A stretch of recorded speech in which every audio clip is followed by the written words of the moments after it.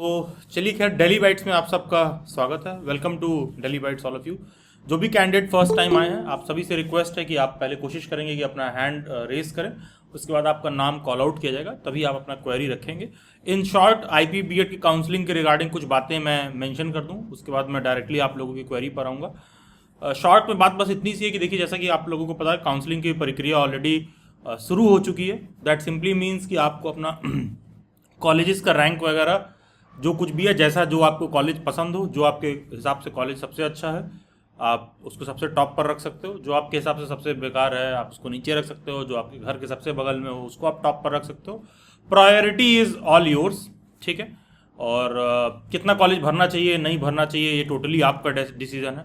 Depend करता है कि आप एडमिशन को लेकर कितना डेस्परेट हो, क्या आपको करना है नहीं करना है एडमिशन को लेकर। इन बातों का ध्यान रखते हुए एंड थोड़ा सा कॉमन सेंस यूज़ करते हुए काउंसलिंग में पार्टिसिपेट करेंगे, क्योंकि अच्छे अच्छे रैंक लाने वाले स्टूडेंट्स भी बहुत छोटा छोटा ब्लंडर कर देते हैं। तो थोड़ा सा इन बातों का आप लोग ध्यान रखिएगा। बाकी का जैसा कि आपको पता है जो है 3 जून जो है काउंसलिंग के फिलिंग विलिंग का लास्ट डेट है, 3 या 4 जो भी है। 5th तक 4th या 5th तारीख को आप लोगों को वो आएगा, क्या कहते हैं, जिसका जो जैसा कॉलेज एलोकेट हुआ है। जब कॉलेज एलोकेट हो जाएगा तो आपको जो भी उस पर एक नोटिस आएगा डिटेल में कि कितने रुपए का आपको फ़ी देना है, ठीक है। उस पर एक नोटिस आएगा कि कितने का आपको फ़ी देना है, तो वो फ़ी देने के बाद आपका सीट लॉक हो जाएगा। तो अब ये आपको देखना है कि भाई ऐसा है क्या कि इस साल एडमिशन लेना ही लेना है, नहीं लेना है तो ड्रॉप करके नेक्स्ट ईयर में तैयारी करेंगे। आपके हिसाब से कॉलेज मिल रहा है नहीं मिल रहा है, ये भी देखना ज़रूरी है कि आप अफोर्ड कर सकते हो कि नहीं कर सकते हो, क्योंकि काउंसलिंग में सीट एलोकेट होते ही आपको फ़ी वगैरह पे करना पड़ेगा। इस बार तो कंडीशन बहुत अच्छा नहीं रहा है एडमिशन का, लेकिन एक मसले में अच्छा ये रहा है कि एटलीस्ट दिल्ली यूनिवर्सिटी और बीएचयू जैसी बड़ी बड़ी यूनिवर्सिटीज़ ने अपना कट ऑफ वगैरह पहले ही दे दिया है। तो इससे है क्या कि बहुत लोगों को क्लियर हो गया है कि उनका हो रहा है कि नहीं हो रहा है। अदरवाइज पहले क्या होता था कि आईपी बीएड का एडमिशन आज हो रहा है और डीयू का एडमिशन 1 महीने बाद हो रहा है। तो बहुत से ऐसे बच्चे होते थे भाई कि उनका, आप समझ रहे हो, पूरा श्योर रहते नहीं थे, तो आईपी में फ़ी देकर सीट लॉक कर लेते थे। तो इस तरह की प्रॉब्लम अब एटलीस्ट इस साल तो नहीं है, ठीक है, क्योंकि डीयू वगैरह का रिजल्ट आ गया, उनका भी अपना काउंसलिंग वाउंसलिंग का जो कुछ भी है सारा कुछ चल ही रहा है। तो खैर मैं आप लोगों के डाउट और क्वेरी पर आ जाता हूँ। जिनको भी कुछ डाउट और query just raise your hands and try to keep the question very objective. Yes Shivani Yadav, yes please. Hello sir, good evening. Good evening Shivani ji, बताइए। सर मैंने ना चॉइस फिलिंग तो कर दी है, मेरी रैंक 34 है, तो मैंने एससीईआरटी करा, फिर Leelavati and then one more college. तो लेकिन मैंने जो पहले रजिस्ट्रेशन की तो वहाँ पे I uploaded my OBC certificate, और अभी उन्होंने मुझे बोला है कि आप अपना एनसीएल भी अपलोड करिए। तो पहले मैंने जब हेल्प डेस्क पे कॉल करके पूछा था तो उन्होंने बोला था कि नहीं, ऐसा कुछ नहीं होता है कि वो आपको बोले कि आप करोगे। तो मैंने कर दिया था, बट अब they are asking and I don't have NCL. तो कल जाके अप्लाई कर दीजिए, ठीक है, और अप्लाई अच्छा। करके एक रजिस्ट्रेशन स्लिप मिलेगा, ओके। ठीक है, वो रजिस्ट्रेशन स्लिप लगा दीजिए, उससे काम हो जाएगा। अच्छा, and sir I mean what if I am not able to, तो ऐसा तो नहीं है कि वो कैंसिल कर देंगे? आपकी रैंक कितनी है? 34। तो आप क्यों परेशान हो रहे हो कैटेगरी सर्टिफिकेट के लिए? नहीं सर, वो मैंने क्योंकि अपलोड किया है ना, तो उन्होंने वहाँ पे मतलब नोट नहीं, डाल तो दिया किसी है। बच्चे का कैटेगरी से एडमिशन ना हो तो उसको जनरल से तो एडमिशन देना ही देना है। हाँ, तो वही मतलब मैं पूछ रही थी कि उसमें कोई इशू तो नहीं नहीं आएगा तो ना, कि कुछ कैटेगरी में एरर। दिक्कत होगा तो आपको जनरल में कैलकुलेट कर लेंगे, ठीक है। और चांस है आगे कुछ जाना नहीं है तो अब है क्या कि भाई अगर 34 रैंक है तो जनरल से हो चाहे ओबीसी से हो, दोनों के केस में आपको सीट मिल ही जाएगा। जी सर। जो भी आपका फर्स्ट चॉइस होगा, ठीक है, हम्म। वो आपको हाई हाँ। प्रोबेबिलिटी है कि मिल जाएगा, जनरल से ही मिल जाएगा। अच्छा। तो एंड सर मैंने बस आज भी जब हेल्प डेस्क पे कॉल किया तो वो एक सर मुझे बोल रहे थे कि आप ना यूनिवर्सिटी जाके, अगर आपको इतना इशू हो रहा है तो आप अपना ओबीसी से जनरल करवाए आओ। तो क्या मैं ये कर नहीं, सकती हूँ? उसके लिए करवाना नहीं पड़ता, वो तो खुद ही हो जाएगा बाय डिफॉल्ट। अच्छा, तो मतलब जो मैं। बच्चा कैटेगरी में नहीं हो जनरल तो है ही। हाँ हाँ हाँ। ये ठीक जनरल है, मुझे कैंडिडेट तो बस। सभी हैं, ठीक है।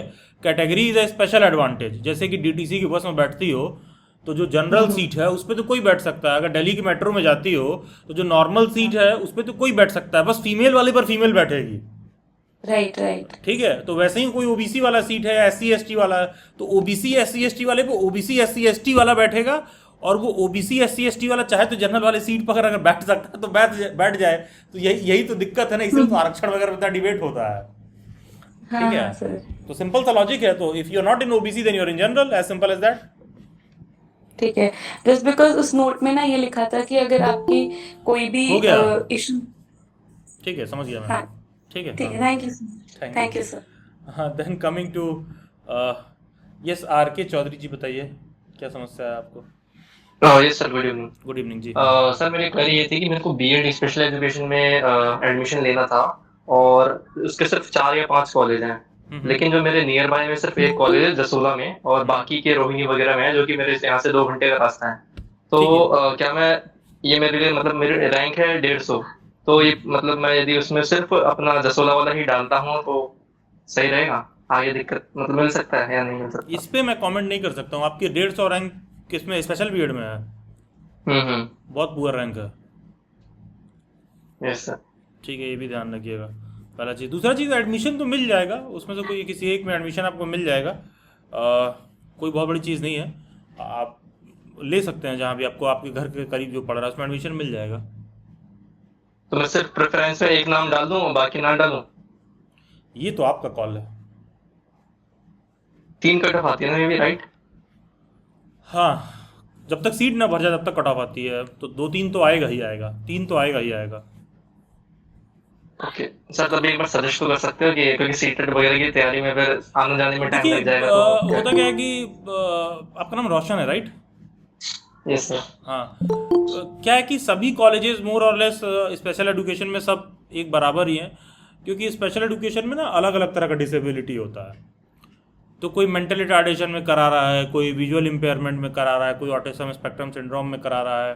ठीक है, तो सब अलग अलग वो में करा रहे हैं, तो कॉलेजेस को आपस में कंपेयर भी नहीं कर सकते कि कौन सा कॉलेज अच्छा है कौन सा खराब है। क्योंकि होता क्या है कि मान लो सब सेम चीज़ करा रहे होते तब तो ढूंढते हैं कि बेस्ट कौन सा है। ठीक है, जो स्पेशल के 5 कॉलेज हैं, 5 में अलग अलग तरह का कोर्स है, आपको देखने के लिए मिलेगा।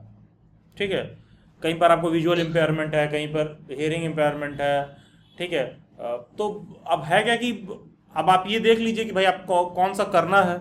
ठीक है, बाकी का जो आपके घर के करीब है उसको लेना ज़्यादा बेहतर रहेगा।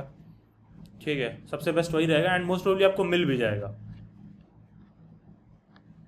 ठीक है, और मेरा दूसरा डाउट ये था कि आपका जो सीटेट का बैच स्टार्ट होने वाला है, तो जैसे हमारा बीएड का एडमिशन हो जाएगा 1 से 2 हफ्ते बाद या इस महीने में, तो उसके बाद जैसे 8 जुलाई से क्लासेस स्टार्ट हो रही है, तो फिर हम क्या एनरोल कर सकते हैं? देखिए, एडमिशन एनरोल होने के आप बाद? लोग कर सकते हैं, एंड मोस्ट प्रोबेबली हो सकता है कि उसका डेट कुछ समय पोस्टपोन किया जाए, क्योंकि बहुत सारे बच्चे हैं जिनका एडमिशन सबका बीच में अधड़ में अटका हुआ है। तो हम भी ऐसा नहीं चाहते कि बच्चा बाद में एनरोल कर ले, उसका एडमिशन में कुछ दिक्कत हो तो वो बेचारा हैरान परेशान हो जाए। कॉलेज में एडमिशन लेने में ऐसे ही आप लोग परेशान रहते हैं।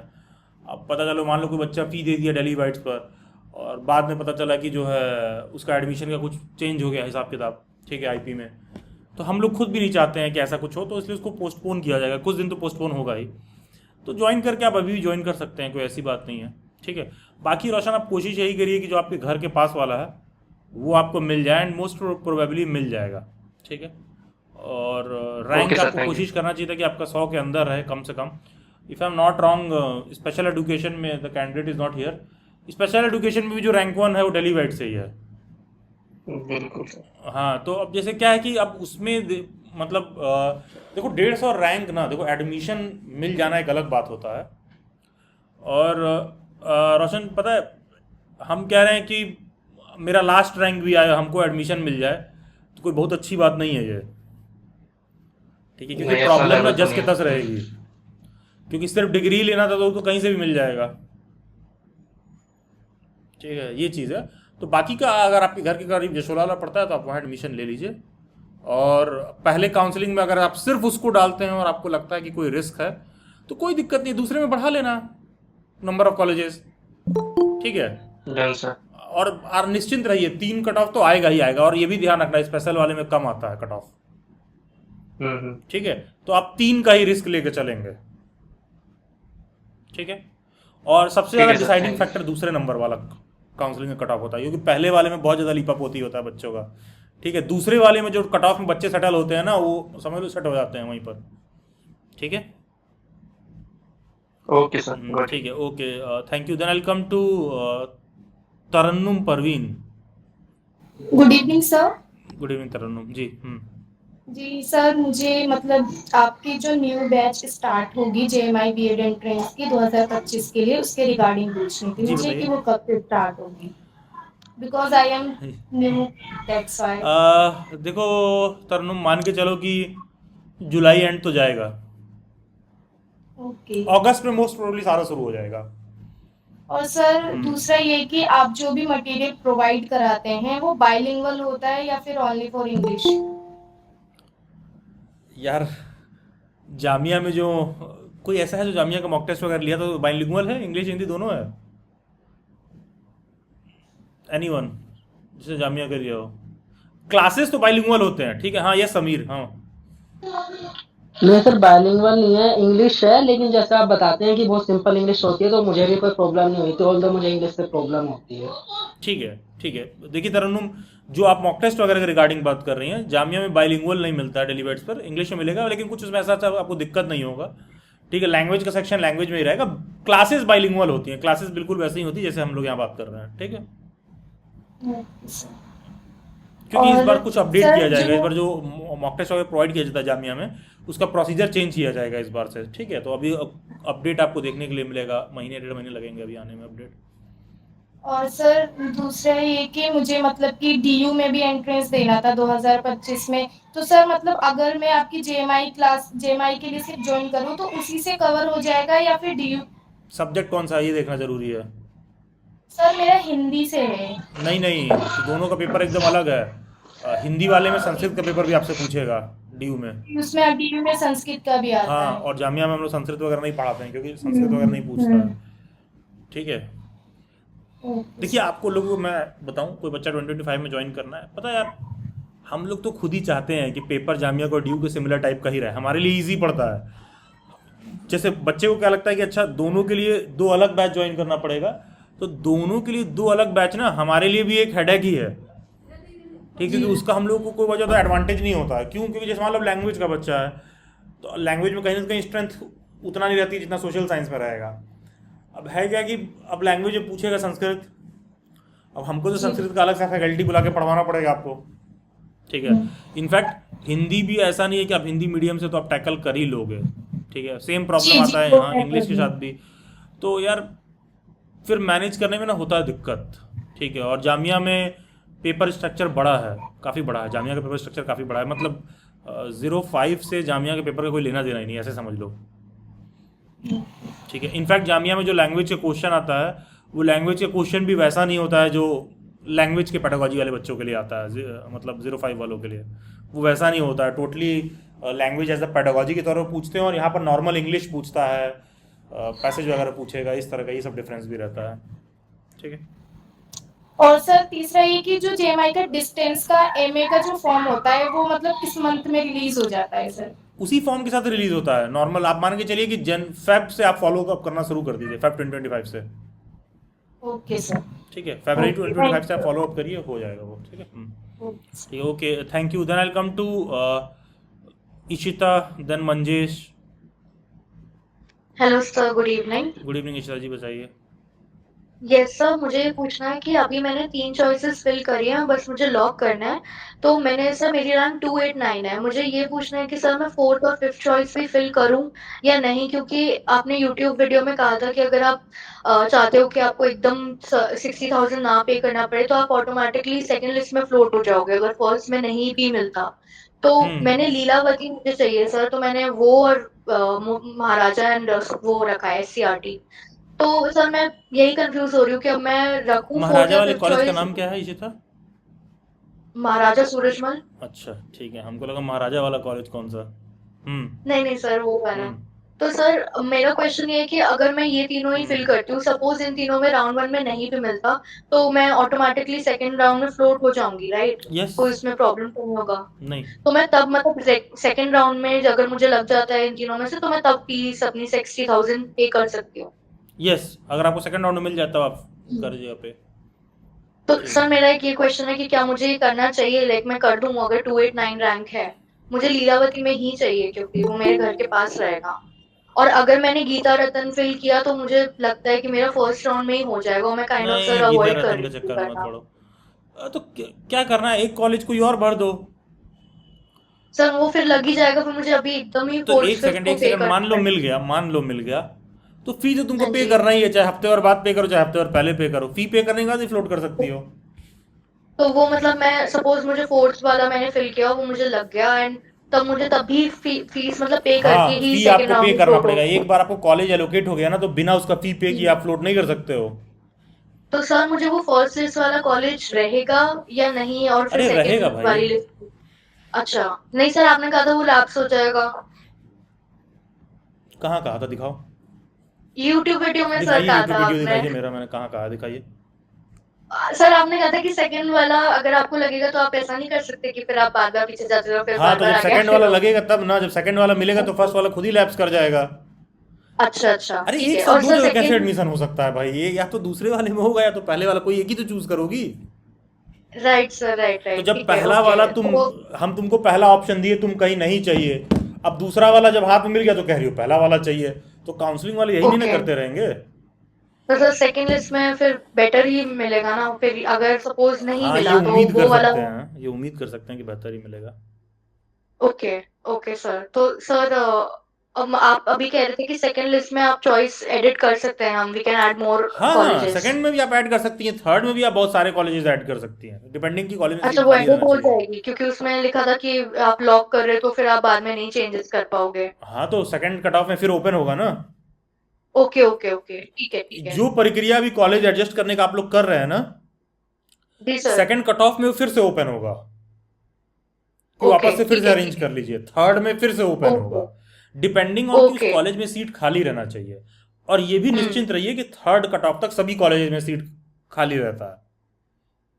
ठीक ठीक है। है हाँ, तो सर। अब आप एक सेकंड, तो अब हम्म होगा क्या कि जैसे मान लो फर्स्ट कट ऑफ का जब रिजल्ट आ गया ना, तो सेकंड कट ऑफ के लिए अलग से नोटिस आएगा पूरा बकायदा, कि वापस से पोर्टल हम्म। ओपन किया गया है, फिर से जाके आप कॉलेजेस अरेंज कर लीजिए, फिर से लॉक करोगी। ओके ठीक है, ओके, वो प्रक्रिया ऑलराइट। रिपीट करते रहना जब तक कि आपको मिल ना जाए आपके चॉइस का, और एक बार चॉइस का मिल गया ना, तो ये नहीं कह हम्म, सकती अरे हमको पसंद नहीं आ रहा है, अब हम जा रहे हैं दूसरे वाले में। तो पहले उसका फीस दो, तब दूसरे वाले में पार्टिसिपेट करना। ठीक। राइट। तो सर अगर हमें थर्ड लिस्ट में जैसे किसी को फ्लोट करना है तो फिर क्या प्रोसीजर रहेगा सेकंड वाले राउंड के बाद? सेम, जैसे कॉलेज एलोकेट हो गया तो फीस दीजिए और आगे पार्टिसिपेट करिए। मतलब फीस कौन सी दोबारा देनी पड़ेगी? अरे एक बार फीस दे दिया तो दोबारा नहीं देना पड़ेगा। ठीक है। अच्छा, तो सेकंड राउंड के बाद अगर हमें थर्ड में जाना है तो we just need to click float. Float, हाँ, वो पैसा वहां एडजस्ट हो जाएगा। ठीक है, अच्छा, मजाक थोड़ी ना चल रहा है कि ठीक है आज सर। अभी इसमें मिला 60,000 रुपये फिर देंगे, कल दूसरे में मिला 60,000 रुपये फिर देंगे। ठीक है। ठीक है सर। सर मेरा बस एक लास्ट क्वेश्चन है, आपको पर्सनली क्या लगता है कि मैं अभी ट्रेन कर दूं फिल और लॉक कर दूं राउंड के लिए, क्योंकि मुझे लिटरली कोई भी समझ नहीं आ रहा मैं देखिए कौन सा ही करूं, फोर्थ या देखिए फिफ्थ। इशिता, मैं इस तरह का पर्सनल ओपिनियन इसलिए देता हूँ ना, क्योंकि होता क्या है कि बच्चा कुछ मिस्टेक कर देता है, तो जी वो चला आएगा मेरे पास कि आप ही ने कहा था इसलिए हमने ऐसा किया। तो मेरा इस तरह का सर, कोई लेकिन पर्सनल ओपिनियन नहीं है। मिस्टेक होगा। अ, ठीक है, 3 कॉलेज फिल करिए, मुझे लगता है कि लीलावती फर्स्ट चांस में मिल जाना चाहिए, if I am not wrong. नहीं फर्स्ट राइट, में तो ठीक है सेकंड में सर। मिल जाएगा। हाँ जी, वही मुझे भी सेम ही उम्मीद है सर, इसीलिए मैं रिस्क नहीं ले रही कि फोर्थ भी करूं फिर उसको करूं डील उससे। हाँ मतलब सेकंड थर्ड में तो मिल जाना चाहिए। ठीक है, राइट फर्स्ट में सर। मुश्किल हो सकता ओके है, सेकंड थर्ड में मिल जाएगा। जी। Okay sir. All right, thank you so much sir. ठीक है, थैंक यू। एंड इशिता, हम लोग यार नॉर्मल यार, मतलब दाल रोटी खाने वाले लोग हैं, थोड़ा मोड़ा पैसा कमाते हैं, तो हम लोग इस तरह का सोचते भी नहीं दिमाग में कि अच्छा एक कॉलेज में मिलेगा तो 60,000 रुपये दे देंगे, अगले में फिर मिलेगा तो 60,000 फिर दे देंगे। ठीक है, हम लोग यही चाहते हैं भाई 60 दे दिए भैया, मेरा काम नहीं हुआ, वापस कर दीजिए, अगले वाले में लगा दीजिए। ठीक है, तो यूनिवर्सिटी राइट हम, राइट हाँ यूनिवर्सिटी हम लोगों को वैसे ही देखती है। ठीक है। राइट जी सर। ओके। हाँ okay, yes Manjesh, yes please. Sir मेरा यूपी बीएड में 15,061 रैंक है, स्टेट बिहार है। कुछ कॉलेज का नाम सजेस्ट कर देते हैं, काउंसलिंग गुड, उसका स्टार्ट वेरी होने गुड, वाला है। रैंक अच्छा है आपका, कितना 15,000? 61 general category Bihar. General category, मतलब जनरल कैटेगरी में ना यूपी से 15,000 रैंक है। जी सर, मेरा स्टेट बिहार है, नहीं नहीं वो ठीक है, तो मतलब जनरल उत्तर कैटेगरी प्रदेश में में तो आप जनरल ऑटोमेटिक। में आएंगे ना। Yes sir. हाँ, तो 15,000 रैंक है ना आपकी उत्तर प्रदेश में। Yes sir, 15,061। हाँ ठीक है, ठीक है, वही मतलब, नहीं ठीक है, रैंक तो बहुत अच्छा है, ठीक है, काफ़ी अच्छी बात है। रैंक काफ़ी अच्छा है आपका इनफैक्ट। तो यार सबसे पहले तो मंजेश ये डिसाइड कर लीजिए कि कौन से डिस्ट्रिक्ट में जाना चाहते हैं। सर जो हम रेगुलर क्लास करना चाहते हैं डिस्ट्रिक्ट इंपॉर्टेंट नहीं है, 6 महीना में एक बार घर जाना होगा, तो कोई इशू हम नहीं हाँ मान रहे नहीं हैं। डिस्ट्रिक्ट इंपॉर्टेंट है मंजेश, अभी आपको नहीं फील हो रहा है। देखिए जैसे मान लीजिए अगर आप बिहार में हैं, जब आप उत्तर प्रदेश में एंटर करेंगे तो गोरखपुर एक अच्छा डिस्ट्रिक्ट पड़ेगा, फिर लखनऊ अच्छा डिस्ट्रिक्ट पड़ेगा, देवरिया आपको बहुत करीब पड़ेगा, ठीक है, सिवान से, ठीक है, वो आपको एडवांटेज मिलेगा। फिर लखनऊ आप अच्छा डिस्ट्रिक्ट चूज़ कर सकते हैं। तो थोड़ा बहुत ज़िले का प्रायोरिटी होना चाहिए, ठीक है, क्योंकि कॉलेजेस का लोकेशन बहुत मैटर करता है। जानते हो जब रेगुलरली पढ़ना होगा तो आपको दिक्कत होगा। यहाँ जितने बच्चे बैठे हैं कई बार इनके दिमाग में रहता है कि हमको बस किसी तरह एडमिशन ले लेना है। जैसे अभी रोशन जो बात कर रहा था उसने सही बात बोला कि सर हम 2 घंटा वहाँ जाएंगे, तो पता है बहुत ज़्यादा कॉलेज भी चेंज करने से कुछ खास उखड़ता नहीं है कि इसमें उसमें क्या चूज़ कर रहे हैं नहीं कर रहे हैं। जैसे मान लो कोई बच्चा कहे कि सर लीलावती है SIT में से क्या ले लें, अरे बहुत फ़र्क नहीं पड़ रहा है। अब तुम्हारा रैंक अच्छा है तो ऑब्वियसली तुम अपने अपने चॉइस के हिसाब से जाओ, एक अलग बात है। लेकिन ऐसा नहीं कि कोई बच्चा कालका से पढ़ के आ रहा है तो उसको कुछ कम मिलेगा ज़िंदगी में, ऐसा कुछ नहीं है। आपको ये बहुत देखना ज़रूरी होता है कि टाइम कैसे यूटिलाइज कर रहे हैं। तो जो बात अभी आपके प्रायोरिटी में नहीं है ना, आपके प्रायोरिटी में होना चाहिए। जैसे मान लीजिए आप कह रहे हो कि सर हमको 6 महीने में एक बार हमको घर जाना रहेगा। अब तुमको उत्तर प्रदेश में अगर हम वेस्टर्न यूपी में भेज दें, लेट से गाजियाबाद में भेज दें, या फिर लेट से हापुड़ साइड में भेज दें, तो आपका कॉस्ट ऑफ लिविंग ज़्यादा हो जाएगा, ठीक है, महंगा पड़ेगा वहाँ पे रहना, कॉस्ट ऑफ लिविंग ज़्यादा हो जाएगा। तो अब ये नहीं होना चाहिए कि सर हम अफोर्ड कर सकते हैं। अरे आप अफोर्ड कर सकते हो तो क्या हुआ, इसका मतलब थोड़ी ना पैसा पानी में डालेंगे भाई, हम प्रोडक्टिव काम में डालेंगे अपने, ठीक है। तो आप डिस्ट्रिक्ट को पहले चूज़ करिए, सबसे पहले जिला चूज़ करिए कि क्या मेरे लिए सही पड़ता है। जैसे देवरिया से कनेक्टिविटी अच्छा है, गोरखपुर से भी कनेक्टिविटी बहुत अच्छा है, लखनऊ से अच्छा है, ठीक है। फिर उसके बाद आप इधर थोड़ा आओगे तो मुरादाबाद में देख सकते हो, ठीक है, उसकी भी कनेक्टिविटी अच्छी है। कानपुर देख सकते हो, उसकी कनेक्टिविटी अच्छी है, ठीक है। इस तरह से आप थोड़ा सा चलिए, चूज़ करिए कि क्या चीज़ है, क्योंकि आपको अप डाउन करना हो, कुछ दिक्कत परेशानी हो, तो ये सब मेन रूट पर है, अगर उनमें मिले तो बेहतर रहता है, ठीक, खास सर करके उस व्यक्ति के लिए, खास इन्हीं करके उस सब में व्यक्ति के बता लिए जो दीजिए बाहर सर। से आ रहा है, ठीक है, खास करके उस सर व्यक्ति इन सब डिस्ट्रिक्ट में ही बता दीजिए सर, गोरखपुर, बनारस, लखनऊ, कानपुर तक। अच्छा डिस्ट्रिक्ट भी मैं ही बता दूं, जिला नहीं ठीक है तो भाई, जो लेकिन डिस्ट्रिक्ट आप बोले हैं वही वही सबसे पूर्वांचल में आता है, तो उसी सब में से कॉलेज का नाम बता दीजिए सर। तो सभी डिस्ट्रिक्ट में ना सरकार का एक ही कॉलेज होता है, डाइट, DIET, ठीक है। Yes sir. हाँ, तो इन सब के डाइट्स को आप ऊपर रखते जाइए, ठीक है, इनमें से जो सा डाइट आपको मिल जाए। सर डाइट के अलावा जैसे काशी विद्यापीठ है, गोरखपुर नहीं में गोरखपुर यूनिवर्सिटी है। नहीं ठीक है, ठीक है, मैं मान लिया, लेकिन आप डाइट को ही ऊपर रखिए। और गोरखपुर में जो, जैसे मान लीजिए आप कह रहे हैं कि गोरखपुर में है, तो अब मान लीजिए दीनदयाल उपाध्याय विश्वविद्यालय के बारे में बात कर रहे हैं ना आप। Yes sir. हाँ, तो यार वो जो डाइट के कॉलेजेस हैं उसी से एफिलिएटेड रहता है भाई, वो उसी से। बेसिकली डाइट को फॉलो करेंगे। हाँ, आप डाइट को फॉलो करिए, थैंक यू सर। ठीक है। और वो मेरे कहने से मत जाइए, आपको नॉर्मली मैं गूगल करके दिखा दे रहा हूँ, आप देखेंगे ना तो आपको एहसास होगा कि अच्छा वो वैसे ही चल रहा है। जैसे मान लो लेट से आप कोई सा भी, आप मान लो डाइट गोरखपुर ही आपने बोला, देखो डाइट गोरखपुर में बोला, ये आ गया, ठीक है। ये सरकार का वहाँ का जो है B.Ed कॉलेज का वो है, सरकारी जो है,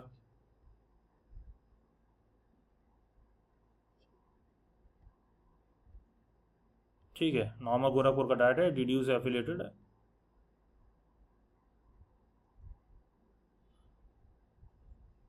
अगर आप उधर से आ रहे हैं तो अब इनका ऑफिशियल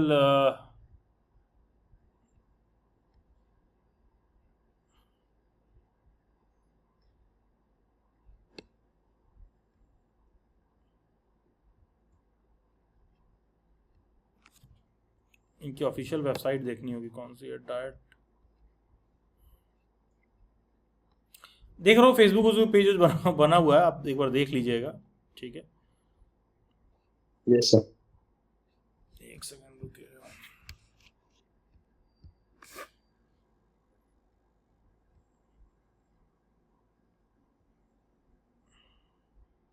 देखो कि सभी डाइट्स का नाम यहाँ पर मेंशन है, ठीक है। डाइट आगरा, अलीगढ़, प्रयागराज, अम्बेडकर नगर, ये आजमगढ़, बागपत, बहराइच, बलिया, बलरामपुर, बांदा, बाराबंकी, बरेली, बस्ती, बिजनौर, बदायूं, बुलंदशहर, ठीक है, कोई सा भी आप चूज़ कर सकते हो। अब आप देख लीजिए कनेक्टिविटी क्या बैठ रही है। गोरखपुर सबका एड्रेस वगैरह भी दे रखा है, ठीक है। देखोगे तो अच्छे खासे डाइट्स हैं, मतलब आपको उत्तर प्रदेश में देखने के लिए मिल जाएगा कि ठीक ठाक डाइट्स आपको देखने के लिए मिल जाएंगे, ठीक है। और सारा अच्छा एक चीज़ और देखो, जैसे लिखा हुआ state council of education research and training, ये सेम नाम से आपको दिल्ली में भी मिल जाएगा, जो फिर डीएलएड वगैरह करवाते हैं। तो बेसिकली क्या है कि सभी डिस्ट्रिक्ट्स में ना गवर्नमेंट का एक एजुकेशन ट्रेनिंग के लिए वो जगह रहता है, ठीक है। Institute of education research training वगैरह जो है सभी जगहों पर रहता है, ठीक है, सभी डिस्ट्रिक्ट्स में रहता है। तो इसीलिए देखो कि सभी डिस्ट्रिक्ट्स में उसी हिसाब से इन्होंने बना रखा है। सबके डाइट्स का नाम देखो तुमको यहाँ से शो कर रहा है, ठीक है, सभी जिले में होगा। मतलब गवर्नमेंट की कोशिश ये रहती है। और उत्तर प्रदेश में 75 जिले हैं, तो मोटी मोटा देखो 70 नाम यहाँ दे रखा है। अब 75 जिले में क्या भाई, कुछ जिला बहुत छोटा है, ठीक है, या कुछ जिले बाद में बने तो वहाँ पर डाइट नहीं है। अगर 75 जिले हैं तो सभी जिले के हिसाब से एक डाइट, मतलब कि कहने के से कि एक प्रशिक्षण संस्थान शिक्षकों के लिए एक लोकेशन बना रहता है, जहाँ पर बीएड वाले, डीएलएड वाले ये सब अपना जाके बीटीसी उटीसी कर रहे होते हैं। उत्तर प्रदेश में उसी को डीएलएड को बीटीसी कहते हैं, ठीक है। तो आप देख लीजिए कौन सा लोकेशन सेट बैठ रहा है, काउंसलिंग में सारा भर दीजिए। सर एक और था कि जैसे कि ये भी पता करना चाहते थे कि रेगुलर क्लास होता है या नहीं, तो वो कैसे सभी पता चल डाइट में पाएगा? रेगुलर क्लास होता है भाई, सब भी। वो इसीलिए है ही, इसीलिए डाइट्स दिख ही रहा है, डाइट में होता ही होता है।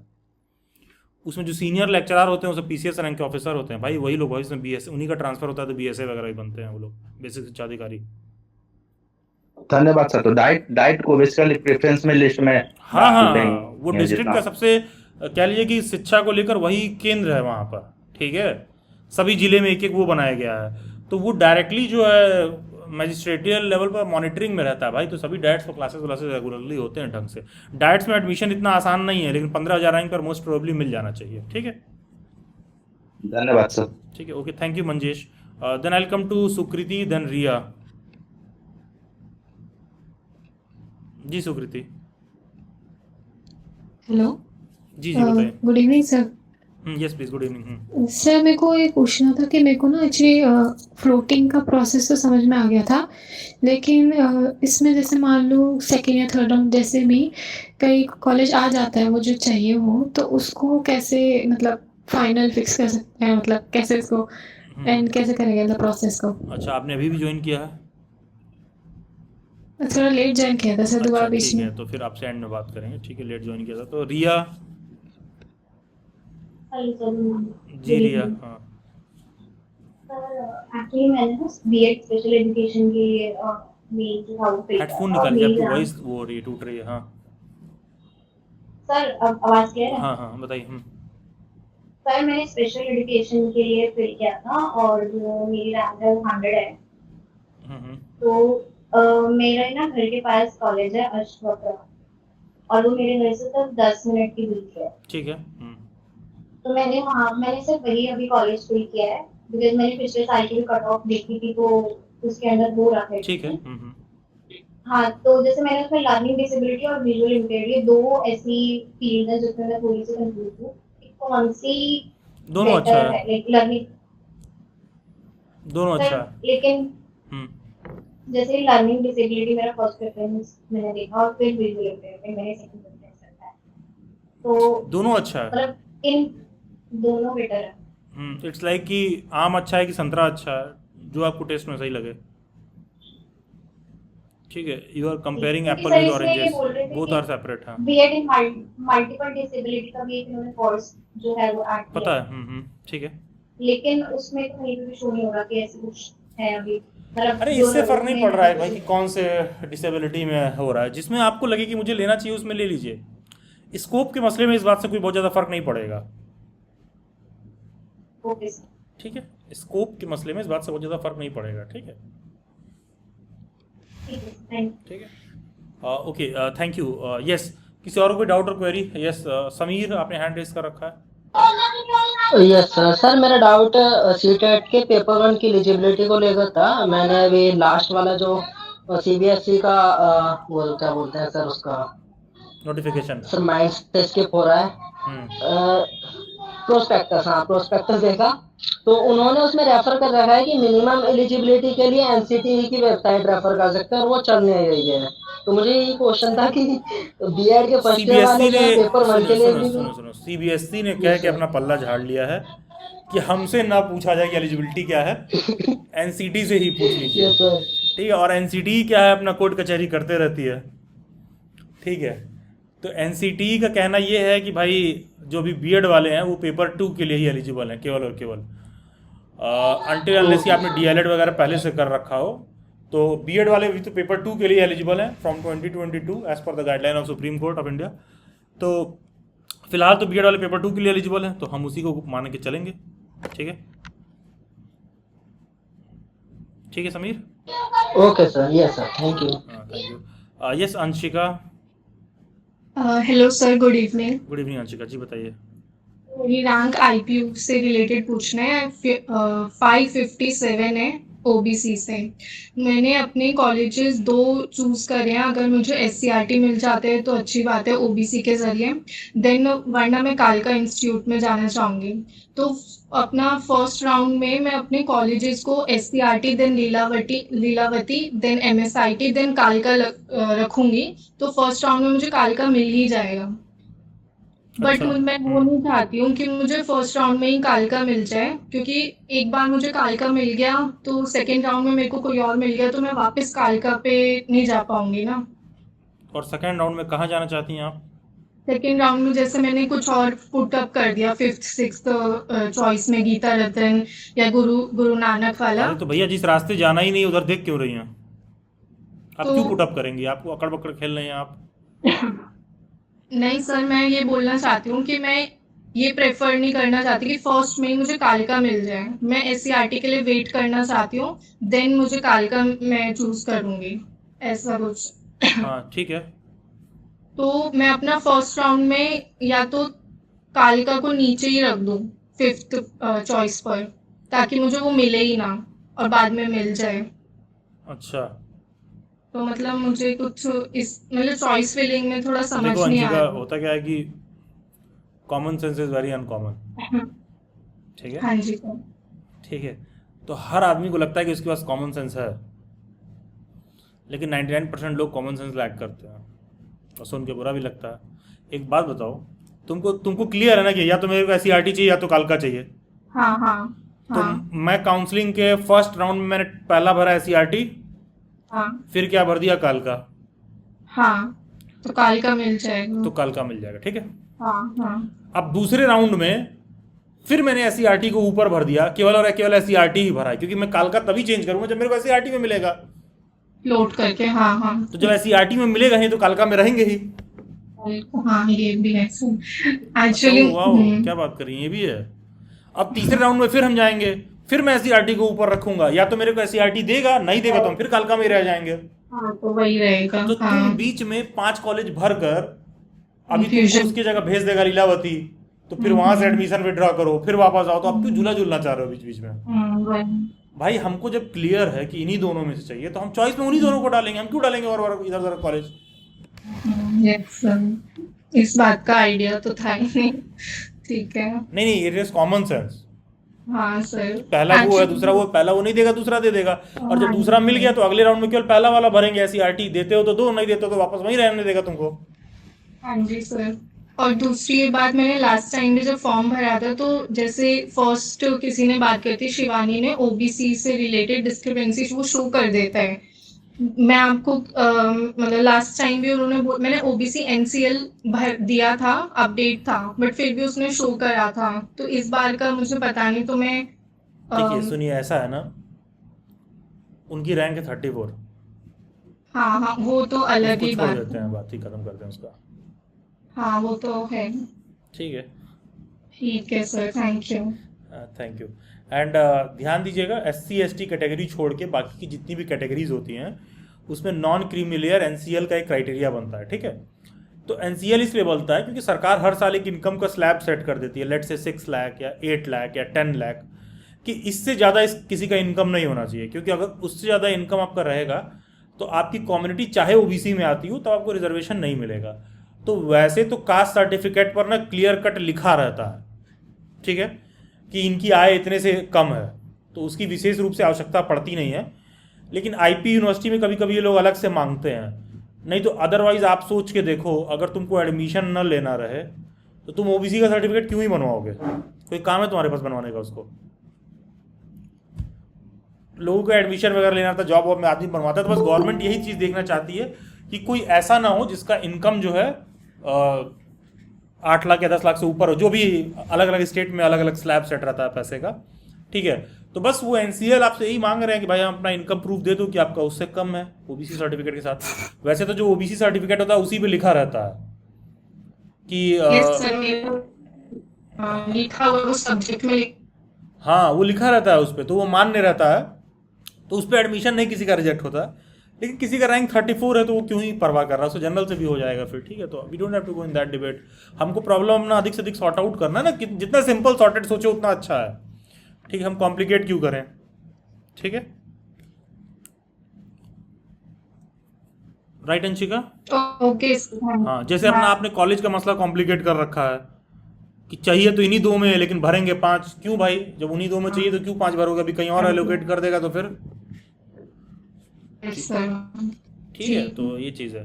और एक आप सभी लोग इस बात को भी समझिए, जब एक्चुअली होता क्या है ना, काउंसलिंग के फर्स्ट कट ऑफ में जब आप लोग फ़ी पे करते हो तो वो फ़ी ना डायरेक्ट कॉलेज के पास नहीं जाता है, वो फ़ी समझ लो यूनिवर्सिटी के पास जाता है। यूनिवर्सिटी उस फ़ी को होल्ड करके रखे रहती है।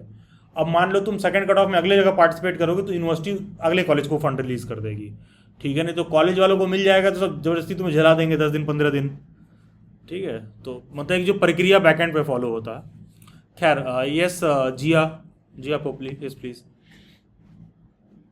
Good evening sir. Good evening Jiya ji, बताइए। हाँ सर, मेरी आईपी में रैंक 326 है, तो आज मैंने अपने पेरेंट्स के साथ लीलावती जाके विज़िट किया और कालका इंस्टीट्यूट भी जाके विज़िट किया। तो लीलावती में उन्होंने कहा कि पर ईयर की 1,20,000 फ़ीस है, और कालका में उन्होंने कहा कि फर्स्ट ईयर की 40,000 है और सेकेंड ईयर की 1 लाख है। और लीलावती मेरे घर से थोड़ा सा दूर पड़ रहा है, 45 मिनट्स, और कालका 20 मिनट्स पे पड़ रहा है। तो मुझे यही कन्फ्यूजन हो रहा है कि प्रेफरेंस में मुझे लीलावती ऊपर रखना चाहिए कि कालका। आपको देख कर क्या लगा फीस भी कॉलेज जाने ज़्यादा के है। बाद? हाँ जी कॉलेज जाकर देखने पर आपको क्या लगा? सर, दोनों ही अच्छे लग रहे हैं, बट फीस का ही गैप थोड़ा ज़्यादा है। मुझे कालका का कैंपस ज़्यादा अच्छा लगा पर्सनली, हाँ तो फिर आप कालका के लिए जा बट सकती हैं, इससे बहुत फर्क लीलावती नहीं टॉप पड़ेगा। 3 में आता है, तो वही ज़्यादा नहीं, कन्फ्यूजन हो रहा था। लीलावती किस में आता है? टॉप कॉलेजेस में आता है, जैसे अच्छा, हमको लीलावती, लगा सूरजमल और ये आपको कैसे एससीईआरटी। पता? कोई कॉलेज टॉप कॉलेज है, डाउन का कॉलेज है, ये तो लोगों ने बना रखा है यार, ठीक है।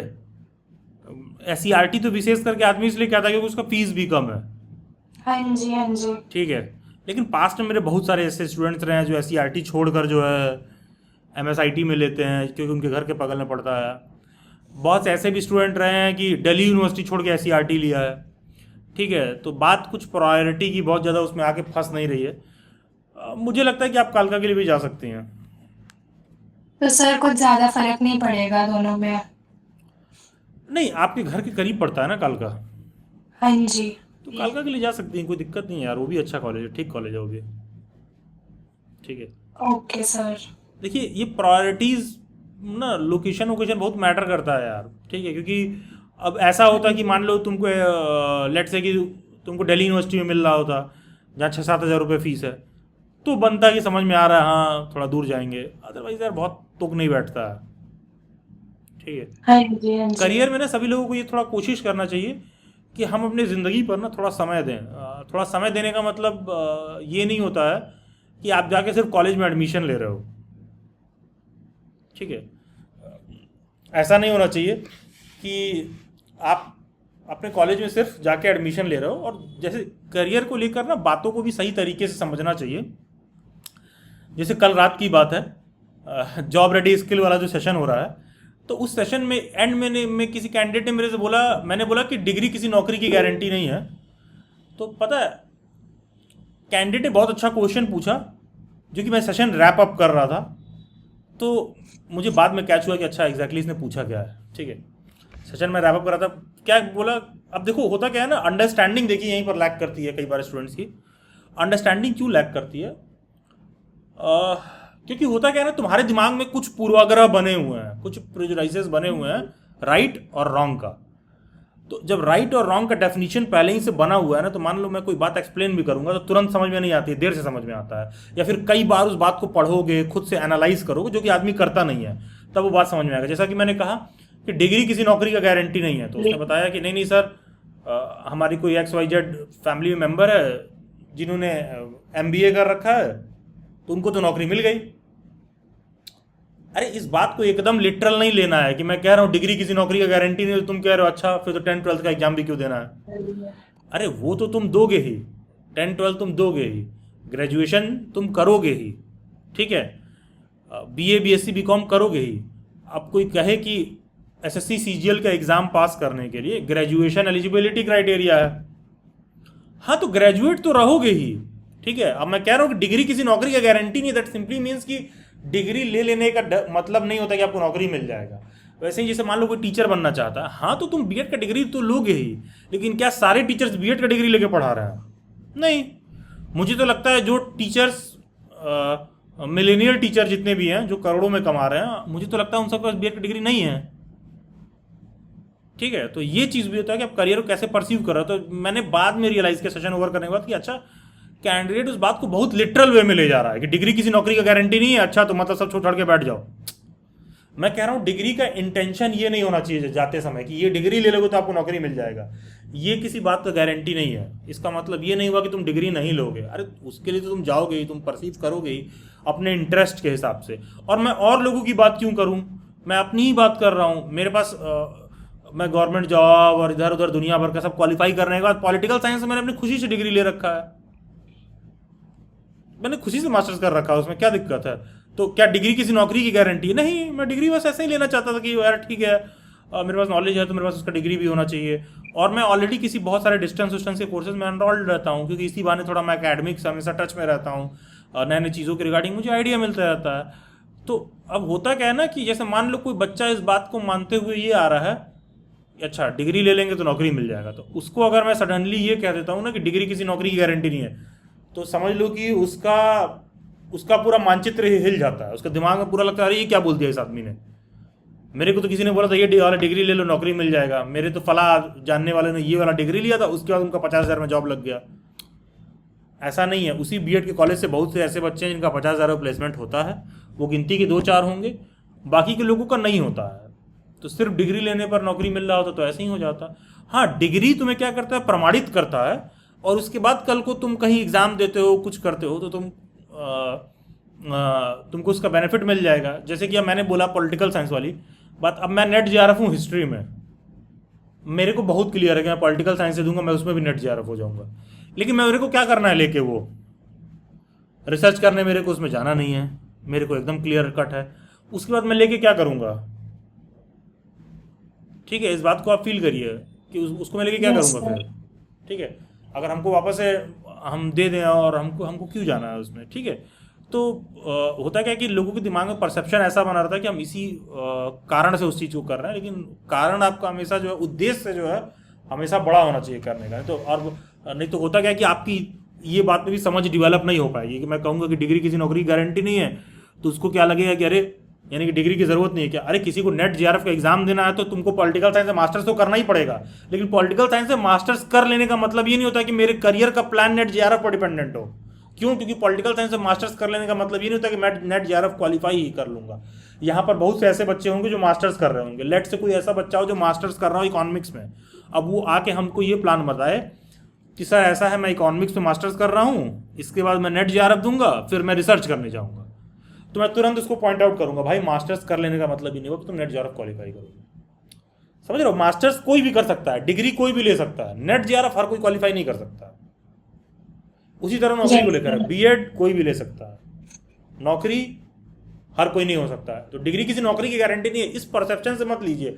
अब इसे मैंने बोला पॉलिटिकल साइंस वाली बात, तो यार मतलब मुझे को तो कुछ नया फैक्ट बताओगे तो मैं तो वापस तुरंत क्रॉस चेक करता हूँ, अच्छा ऐसा कुछ है क्या, तो मेरे लिए तो वो इंटरेस्ट की बात है, ठीक है। तो ये चीज़ ना बहुत क्लियर रहना चाहिए दिमाग में ना, एकदम रॉक सॉलिड रहना चाहिए कि अच्छा ये चीज़ नहीं है लेकिन हम इन फील्ड्स का डिग्री लेते हैं तो हम मेरी एलिजिबिलिटी क्राइटेरिया रहती है। जैसे मैं आप लोगों को बताऊं, मैंने जो है मेरे पास कंप्यूटर में भी CCC ओ लेवल, इनके भी सर्टिफिकेट्स हैं, मुझे नहीं आवश्यकता है। लेकिन मेरे को आता था भाई, मेरे को प्रोग्रामिंग अगर आती है तो मैंने दे लिया ओ लेवल, मैं दे के पास हूँ। बहुत लोग उसको बहुत संघर्ष करते हैं, 15-15, 20-20 हज़ार के कोचिंग चलते हैं उसको पास करने के लिए, मैं डायरेक्ट दे के पास कर रखा हूँ। ठीक है, डेली बैट्स की जॉब रेडी स्किल में लेवल 3 में इंक्लूडेड है। अब इंक्लूडेड है तो भाई मेरे को आता है तभी तो इंक्लूडेड है। और लोग भी क्या कर रहे हैं, कैसे लोगों से करवाना है, उसका भी तो मुझे आइडिया रहना चाहिए। हाँ, लेकिन मेरे को ये क्लियर है कि मैं उसको इसलिए नहीं ले रहा हूँ किसी नौकरी में अप्लाई करना है, जस्ट कि मेरे को आता है तो उसका प्रमाण भी ले लोगे तो बहुत अच्छा रहेगा, क्योंकि इवैल्यूएशन तो आपका उस प्रमाण के बेसिस पर ही होगा। तो ना इस समझ के साथ डिग्री की तरफ जाना चाहिए, इस समझ के साथ नौकरी की तरफ जाना चाहिए, तब आप जाओगे तो आपको समझ में आएगा। जैसे कि डिग्री किसी नौकरी का वो नहीं होता है, लेकिन अगेन अच्छे कॉलेज का फ़र्क पड़ता है, बहुत फ़र्क पड़ता है आपको। लेट्स से कि मान लो मैं दिल्ली यूनिवर्सिटी के CIE में आपको कह दूं कि जाओ घूम के आओ। अब यार हमको ये देखना होगा कि CIE का लोकेशन कहाँ पर है। आप लिटरली जाइएगा, आपको नॉर्थ कैंपस में और दिल्ली के दूसरे एरिया में आपको जाने पर डिफरेंस फील हो जाएगा। वहाँ अगर आप थोड़ा भी महसूस करना चाहोगे, ठीक है, if you can feel the rain instead of simply getting wet, तो if you can feel the rain तो आपको रियलाइज़ होगा कि वहाँ पर बहुत लाइवली सा इन्वायरमेंट है, बहुत यंग इन्वायरमेंट है, एंड स्टूडेंट्स हर तरह की एक्टिविटी में है। कोई सुबह शाम भेल पूड़ी और ये सब खाने में लगा हुआ है, समोसा बर्गर में लगा हुआ है। कोई जो है वहाँ जाके जो है वो केवल उसका यही एजेंडा है कितनी गर्लफ्रेंड है, कोई लड़की है कितने बॉयफ्रेंड है, कोई किसी का ये एजेंडा है कि कौन सा बच्चा क्या कर रहा है, नए नए चीज़ें बहुत सारे बच्चे एक्सप्लोर करते रहते हैं। तो आपको तरह तरह की चीज़ें देखने के लिए मिलती हैं वहाँ पर, तो वो चीज़ आपके माइंड को बहुत ही वाइब्रेंट बनाता है। ठीक है, कैंपस में आपको बहुत सारा चीज़ मिलेगा, लेकिन अगेन कैंपस में क्या नहीं मिलेगा। तुम सोचो कि तुमको प्रोफेसर बहुत अच्छे से ढंग से बैठा के पढ़ाएंगे, अरे बेटा आए हो पढ़ने आए हो, वहाँ घंटा प्रोफेसर को पढ़ी नहीं है, तुम 9:30 बजे 10 बजे भी आ जाओगे तो बहुत माइंड नहीं करते। लेकिन प्राइवेट कॉलेजेस में जाओगे, लेट से किसी प्राइवेट कॉलेज में गए, वहाँ अटेंडेंस के लिए ना भाई जो गजब का बांस करते हैं लोग, जो गजब का। अगर 9:30 बजे है, तुम 9:35 पर आ जाओगे तो एकदम स्कूल टाइप का तुमको फील होगा। ठीक है, तो अब उसका अपना अलग फ़ायदा है, इसका अपना अलग फ़ायदा है। जैसे मैं एज ए स्टूडेंट कभी ये पसंद नहीं करता था कि मेरे बीएड के कॉलेज वाले मेरे को अटेंडेंस के लिए बहुत बाध्य करें, लेकिन दिल्ली यूनिवर्सिटी में भाई बहुत डंडा करते हैं अटेंडेंस के लिए सुबह सुबह पहुंचने के लिए। ठीक है, लेकिन मेरे को पसंद नहीं था। मेरे को पसंद इसलिए नहीं था क्योंकि मेरे को हमेशा लगता था अरे यार ठीक है, या फिर कह लो मैं आलसी भी हो सकता हूँ, ऐसा भी हो सकता है रीज़न। ठीक है, और मेरा थ्रू आउट रिकॉर्ड रहा है कि शायद मैं 2 या 3 बार ही ऐसा रहा है कि कॉलेज अगर 9:30 बजे शुरू होता है तो मैं 9:25 पर पहुंचा होऊंगा। 2 ही या 3 बार होगा पूरे सेशन में, हर बार 9:40, 9:45, 9:50। ठीक है, तो ये कोई अच्छा बात नहीं है, मैं बहुत कोई तारीफ में नहीं कह रहा हूँ इस बात को, लेकिन हाँ इस पर आपको अंडरस्टैंडिंग रहनी चाहिए क्लियर कट कि वो डिग्री आप लेने जा रहे हो तो क्या आपका विजन है। और ये इसलिए भी रहना चाहिए, थोड़ा सा इन्वायरमेंट इसलिए भी खुला खुला सा रहना चाहिए। जैसे मान लो यार तुमको ना एकदम चाबुक के दम पर हम सुबह 9 बजे बुलाएं ना और शाम को 5 बजे छोड़ें, तो तुम एकदम ट्रेंड एनिमल नहीं होता है वैसे हो जाओगे। ठीक है, ट्रेंड एनिमल मतलब कि जितना तुमको चाबी फीड किया जाएगा उतना ही तुम प्रोसेस करोगे, उससे ज़्यादा तुमको कभी कुछ बोला जाएगा तो तुम बहुत वाइब्रेंट वे में बात को ले नहीं पाओगे। ठीक है, ये चीज़ नहीं होना चाहिए, थोड़ा सा माइंड हमेशा ओपन रहना चाहिए। और ऑल्सो सबको लगता है कि सब बहुत वाइब्रेंट माइंड है, सब बहुत खुले विचारों के, नहीं, आपका माइंड ऐसा भी होना चाहिए कि नए थॉट्स को आप ले सको, नए विचारों को भी आप देख सको कि अच्छा लोग ऐसा भी सोच रहे हैं। ठीक है, कि लोग इस तरह से भी उनका करियर का प्लानिंग है, तो आप ये सारी चीज़ें भी आप सभी लोगों को देखना चाहिए। और इसके इवैल्यूएशन में हमेशा ये बात समझो कि कॉलेज में एडमिशन तो आपको लेना ही है, लेकिन यार ये आपके अंदर थॉट प्रोसेस होना चाहिए कि डिग्री लेने का मतलब ये नहीं है कि तुम 25,000 रुपये में 30,000 रुपये में सिर्फ फंसे हुए हो, क्योंकि सिर्फ जब उस प्रोसेस से जाओगे ना तो 25,000, 30,000, 35,000 में मतलब फंस जाओगे। जैसे मैं ये भी मानता हूँ कि लोगों का जो पर्सनल इनकम है प्रेजेंट में, जो इन्फ्लेशन रेट है, उससे हिसाब से आप लोगों का मिनिमम इनकम 60-70 हज़ार रुपये होना चाहिए। ठीक है, नहीं है तो मैनेज करने में बहुत दिक्कत होगा, बाज़ार कह लो आपको बदरंग सा दिखेगा एकदम, क्योंकि जेब में जितना पैसा होता है बाज़ार उतना ही रंगीन दिखता है, बाज़ार में उतना ही ज़्यादा आपको सामान दिखता है। आपकी जेब में पैसा नहीं रहेगा, वॉक करते जाओगे अच्छे से अच्छा आइटम बिकेगा तो नज़र ही नहीं पड़ेगा। जेब में पैसा रहेगा, हर दूसरा आइटम देखोगे, ये क्या बिक रहा है, वो क्या बिक रहा है, तुमको ये भी तक दिखाई देगा कि वो जो रेहड़ी पर बेच रहा है उसके पीछे लिखा हुआ है ये प्लॉट बिकाऊ है। तो तुमको लगेगा प्लॉट भी खरीद सकते हैं कि नहीं, डिपेंड करता है कि फाइनेंशियल पंचिंग पावर क्या है आपका।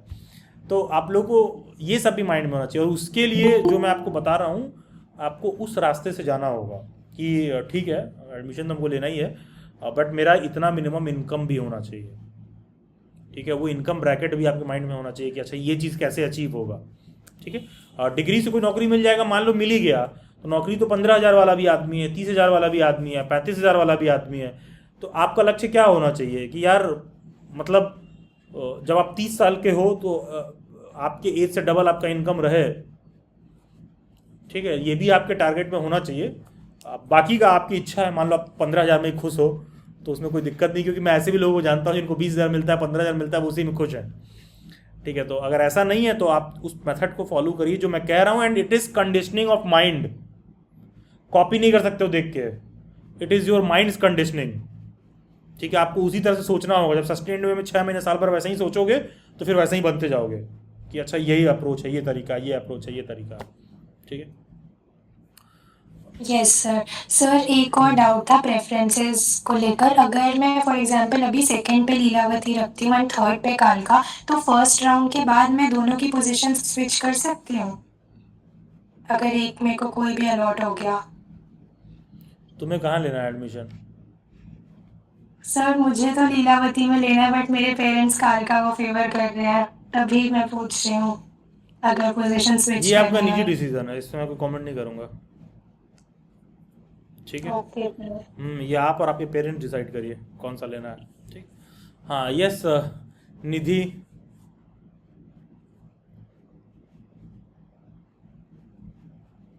Good evening sir. Good evening Nidhi. Sir जैसे कि मेरी रैंक 788 है, तो मैंने 6 कॉलेजेस भरे थे, SCRT, MSIT, लीलावती ठीक एंड है। देन गुरु नानक एक कॉलेज है। सर मेरे को उसको लेकर थोड़ा सा कंफ्यूजन था, लाइक वो माइनॉरिटी है तो मेरे को वो भरना चाहिए या फिर नहीं, या फिर 5 इनफ होंगे? आपको ऑप्शन में दिखा रहा था ना? हाँ जी सर। हाँ तो भर दिया, तो आप काहे परेशान हो रही है, माइनॉरिटी है कि मेजॉरिटी है? Okay sir. सर वही मैं पूछ रही थी, मतलब मैंने भर तो अभी लॉक नहीं किया है वैसे। हाँ तो लॉक करिए, किसका इंतजार करिए, 6 कॉलेज फिल करके लॉक करो। Okay sir. ठीक है, नहीं मिलेगा तो सेकंड राउंड में कॉलेज और बढ़ा लेना, ठीक है। ओके सर, बढ़ा भी सकते हैं? हाँ सेकंड राउंड में ऐड कर लेना, सेकंड राउंड में वो सारा ऑप्शन फिर से खुल जाएगा ऊपर नीचे करने वाला। ओके ओके ठीक है। हाँ okay, thank you Nidhi. And देखिए जैसा कि जिया भी बात कर रही थी, तो देखो आप सभी लोग ये चीज़ समझिए कि कोई ज़रूरी नहीं कि हर बात पे आपका ओपिनियन हो ही। जैसे मान लीजिए किसी ने मेरे से पूछा, मैंने कह दिया ये आप और आपके पेरेंट्स समझे, ऐसा नहीं कि मैं उस पर वक्तव्य नहीं दे सकता हूँ, लेकिन कोई ज़रूरी नहीं कि हर बात पे मेरा ओपिनियन हो ही, ठीक है। आप लोगों का भी है, कोई आपसे पूछे तो हर बात पे तुमको अपना ओपिनियन ही नहीं देना है। कुछ ऐसा ही बात हो सकता है, नहीं मेरा कोई ओपिनियन नहीं है। जिस मान लो कैंडिडेट को लग रहा है हमको यहाँ लेना चाहिए, पापा मम्मी को लग रहा है हमको वहाँ लेना चाहिए, भाई ये अब आप घर में डिसाइड करिए, ठीक है, क्योंकि दोनों से मोर और लेस कोई बहुत विशेष फ़र्क नहीं पड़ेगा।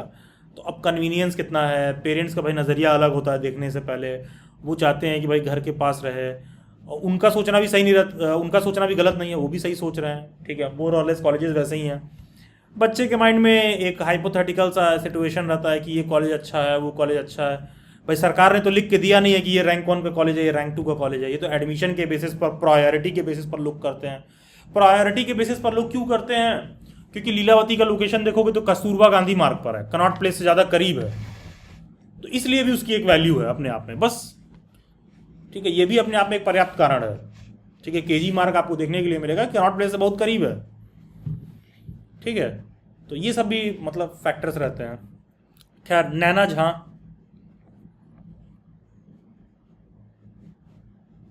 Good evening sir. जी गुड इवनिंग नैना जी, बताइए।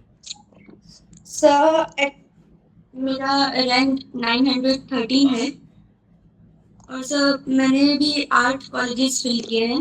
सर एक्चुअली मेरा डाउट था कि सर रैंक के हिसाब से फीस में भी कुछ मतलब ऊपर नीचे होता है?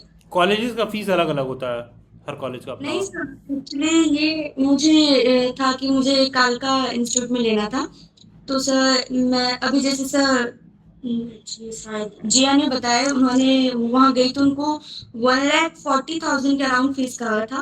और सर जब मैं अपने फादर के साथ वहाँ विजिट की थी तो उन्होंने मुझे 85 के अराउंड उन्होंने मुझे कहा था फीस, ठीक है 1,85,000। सर बस ये डाउट है तो डाउट क्या है इसमें आपको? सर, मतलब मेरा कहने का मतलब है सर, उनका रैंक शायद 300 समथिंग अराउंड नहीं है। नहीं, रैंक से मतलब फीस नहीं है, उसको एक सेमेस्टर का फीस बताया उन लोगों ने, वो 1 ईयर का समझ लिया। अच्छा, नहीं सर, 1 ईयर का नहीं समझ, मुझे जिसे कहा गया था तुम्हें 1 सही ईयर में बताया गया है, वो 85,000। एक सेमेस्टर का 1 ईयर समझ लिया। आईपी में बीएड सेमेस्टर वाइज होता है ना, और दिल्ली यूनिवर्सिटी में ईयर वाइज होता है। ओके, अच्छा अच्छा ठीक है, उसको अच्छा, मुझे सेमेस्टर का कहा फीस गया था बताया कि गया होगा। ठीक है अच्छा, फर्स्ट ईयर 85,000 और सेकंड ईयर में भी यार, समथिंग कॉलेजेस का 85। फीस थोड़ी ना एग्जैक्ट मेरे को याद रखना मेरा काम है। हाँ, किसी का 80,000 है, नहीं किसी तो का मैं 90, किसी का ये 1 था लाख कि है। मतलब आप इतने साल से हाँ, करवाए तो शायद ऐसा नहीं डाउट नहीं, किसी हर और साल का चेंज भी। होते रहता है फीस ना, हर साल रिवाइज होते रहता है भाई। जैसे जीएनसी का है, पिछले साल सब 1,10,000 या 15,000 लिए थे, इस बार सब बढ़ा दिए हैं कि नैक एग्रीटेड हो गया है, ये हो गया वो हो गया। तब फीस उसे यार 5-10 हज़ार रुपये और ऊपर नीचे अगर हम लोग ये रिकॉर्ड रखने लगेंगे तो फिर हो गया काम। ठीक है, ओके सर, और ध्यान दीजिएगा आईपी में बीएड सेमेस्टर वाइज होता है, तो फीस हमेशा ईयर वाइज पता करिएगा। Yes, Neha, Neha Lukkar, good evening sir. Good evening जी, बताइए। सर मेरी 370 रैंक है, तो क्या मुझे फर्स्ट राउंड में एमएसआईटी मिल जाएगा? नो कितनी आइडिया, पॉसिबिलिटीज हैं? नो आइडिया ओके सर, एक और बात पूछनी थी। जी। ये जो प्रोसीजर है, मतलब हमारा ये जो चल रहा है, कितने टाइम तक चलेगा? मतलब जैसे अब मैं वर्किंग हूँ, जॉब करती हूँ, तो मुझे कब छोड़ना चाहिए जॉब, प्लीज पूछना था। यार कितने टाइम तक क्या चलेगा, जब तक एडमिशन ना हो जाए। अब आप हाँ मतलब महीना भर तो चलेगा मुझे ही। दादा कि ये महीना पूरा चल जाएगा मतलब। Hmm, okay sir. ठीक है, okay. Yes Ayush, good evening sir. Good evening Ayush ji. Sir मेरी रैंक 57 थी, तो मैंने प्रेफरेंस शिफ्ट में 5 कॉलेजेस भरे। तो मैं जैसे साकेत में रहता हूँ, तो एससीईआरटी मेरे घर से पास नहीं। तो आपने कहा था कॉलेज विजिट करने का, तो मैंने किया भी। तो उन्होंने रैंक के हिसाब से, और मैं आउटसाइड दिल्ली कैंडिडेट हूँ, तो उन्होंने कहा कि हो जाएगा एडमिशन। तो बस सर मेरा ये कहना था कि मेरे लाइफ में ऐसे इंस्टेंसेस रहने हैं कि मतलब बड़ी दुकान थी के पकवान वाले हाल रहते हैं। तो कॉलेज को लेके तो मेरी कोई बहुत ऐसी उम्मीद नहीं है, बट फॉर इंस्टेंस मैं चाहता हूँ कि आगे की चीजें भी प्लान करूँ, क्योंकि पिछले 2 महीने शायद मेरी लाइफ में इतना फ्री मैं कभी नहीं रहा। तो मैं ये सोच रहा था कि जो इन फ्यूचर, क्योंकि मैं एससीईआरटी की असिस्टेंट प्रोफेसर की वैकेंसीज आती है, उसमें बीएड, एमएड, एमएससी, और फिर आपको एग्जाम होता है उसका असिस्टेंट प्रोफेसर। तो मैं ये सोच रहा था सर कि 2 एमएड होते हैं, एक दिल्ली यूनिवर्सिटी बीएचयू, और एक एमएड होता है यही मेन कैंपस में आईपीयू यूनिवर्सिटी पे। तो इसका सर आप डिफरेंस बता पाएंगे दोनों में, कि मतलब अभी से अगर मैं प्रिपेयर करूं, बिकॉज मैंने सीयूईटी का एग्जाम दिया है, मैं इतना समझ गया हूँ कि बहुत अनप्रेडिक्टेबल एग्जाम होते हैं। तो अगर मैं पहले से प्रिपेयर होकर नहीं चलूंगा, थोड़ा बहुत नहीं पढ़ के चलूंगा, तो मैं ये तो अज्यूम कर ही नहीं सकता कि 4-5 महीने में एग्जाम की तैयारी हो जाएगी।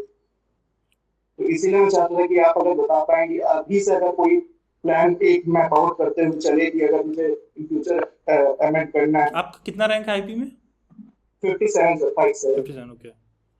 तो यार एमएड करने के लिए बीएड होना जरूरी है, आपको पता है ना? जी सर पता है, बिल्कुल, इसीलिए मैं तो पूछ फिर रहा क्यों हूँ परेशान कि हो रहे हो? आगे। तो साल भर बीएड कर लो।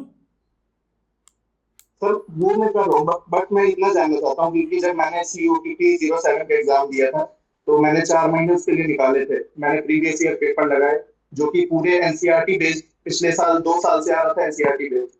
मैं पूरी एनसीईआरटी 11-12 की लगा के गया, फिर भी मेरे मार्क्स जो आए 125 है। बिकॉज आपकी आप पेपर उठा के देखेंगे तो जो उसमें स्टैटिस्टिक्स आई थी वो ग्रेजुएशन लेवल आई थी, क्योंकि मैंने स्टैट से ग्रेजुएशन की है।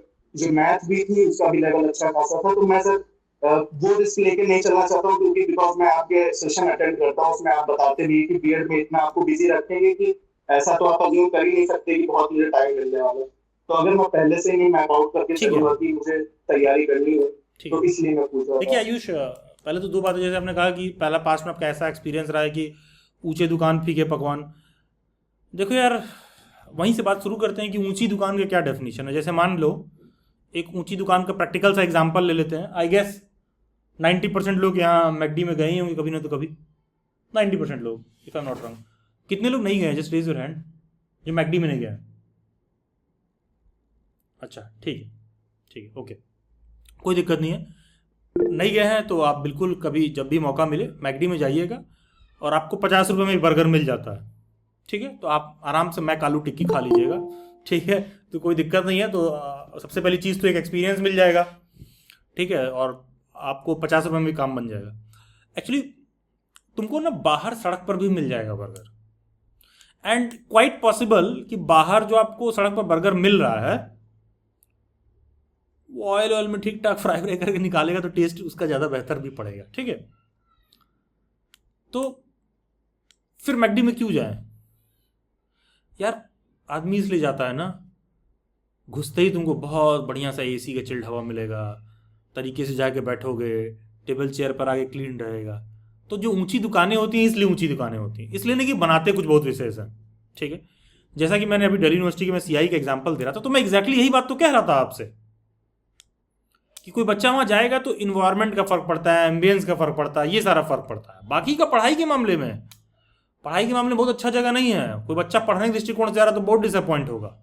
मतलब पढ़ाते हैं, करवाते हैं, सारा कुछ करवाएंगे, पढ़ाएंगे, सब कुछ करवाएंगे, लेकिन जिस तरह से आप एक्सपेक्ट कर रहे हो कि एक मेंटोर लगा रहेगा पीछे कि बेटा तू क्यों नहीं पढ़ रहा है, क्या कर रहा है, तेरे करियर में क्या चल रहा है, उनको नहीं पढ़ी है। और क्यों नहीं पढ़ी है? क्योंकि सेम प्रोफेसर पता चलेगा सीआई में कोई बच्चा जाएगा तो बीएड के लिए भी लगा हुआ है, एमएड के लिए भी लगा हुआ है, पीएचडी इन एजुकेशन के लिए भी लगा हुआ है, बीएलएड वालों के साथ भी लगा हुआ है, आईटीईपी वालों के साथ भी लगा हुआ है। तो उनको घंटा फर्क नहीं पड़ता कि तुम बीएड कर रहे हो क्या कर रहे हो, ठीक है, सिंपल सी बात होता हूँ। तो जैसे बड़ी दुकान रहती तो क्या फ़र्क पड़ता है? यही फ़र्क पड़ता है, इन्वायरमेंट का, एम्बियंस का, अपॉर्चुनिटी का, ये सब फ़र्क पड़ता है। बाकी का ये फॉल्ट लाइन आपके एंड पर भी है कि आप कुछ out of the way expect कर रहे हो। आप एसईआरटी में भी जाओगे, वहाँ भी चीज़ें एकदम बहुत वैसा सा नॉर्मली चल रही होंगी, ठीक है, कि एकदम आप नॉर्मल गए, एडमिशन ले रहे हो, पढ़ रहे हो लाइक एनी अदर कॉलेज, ठीक है।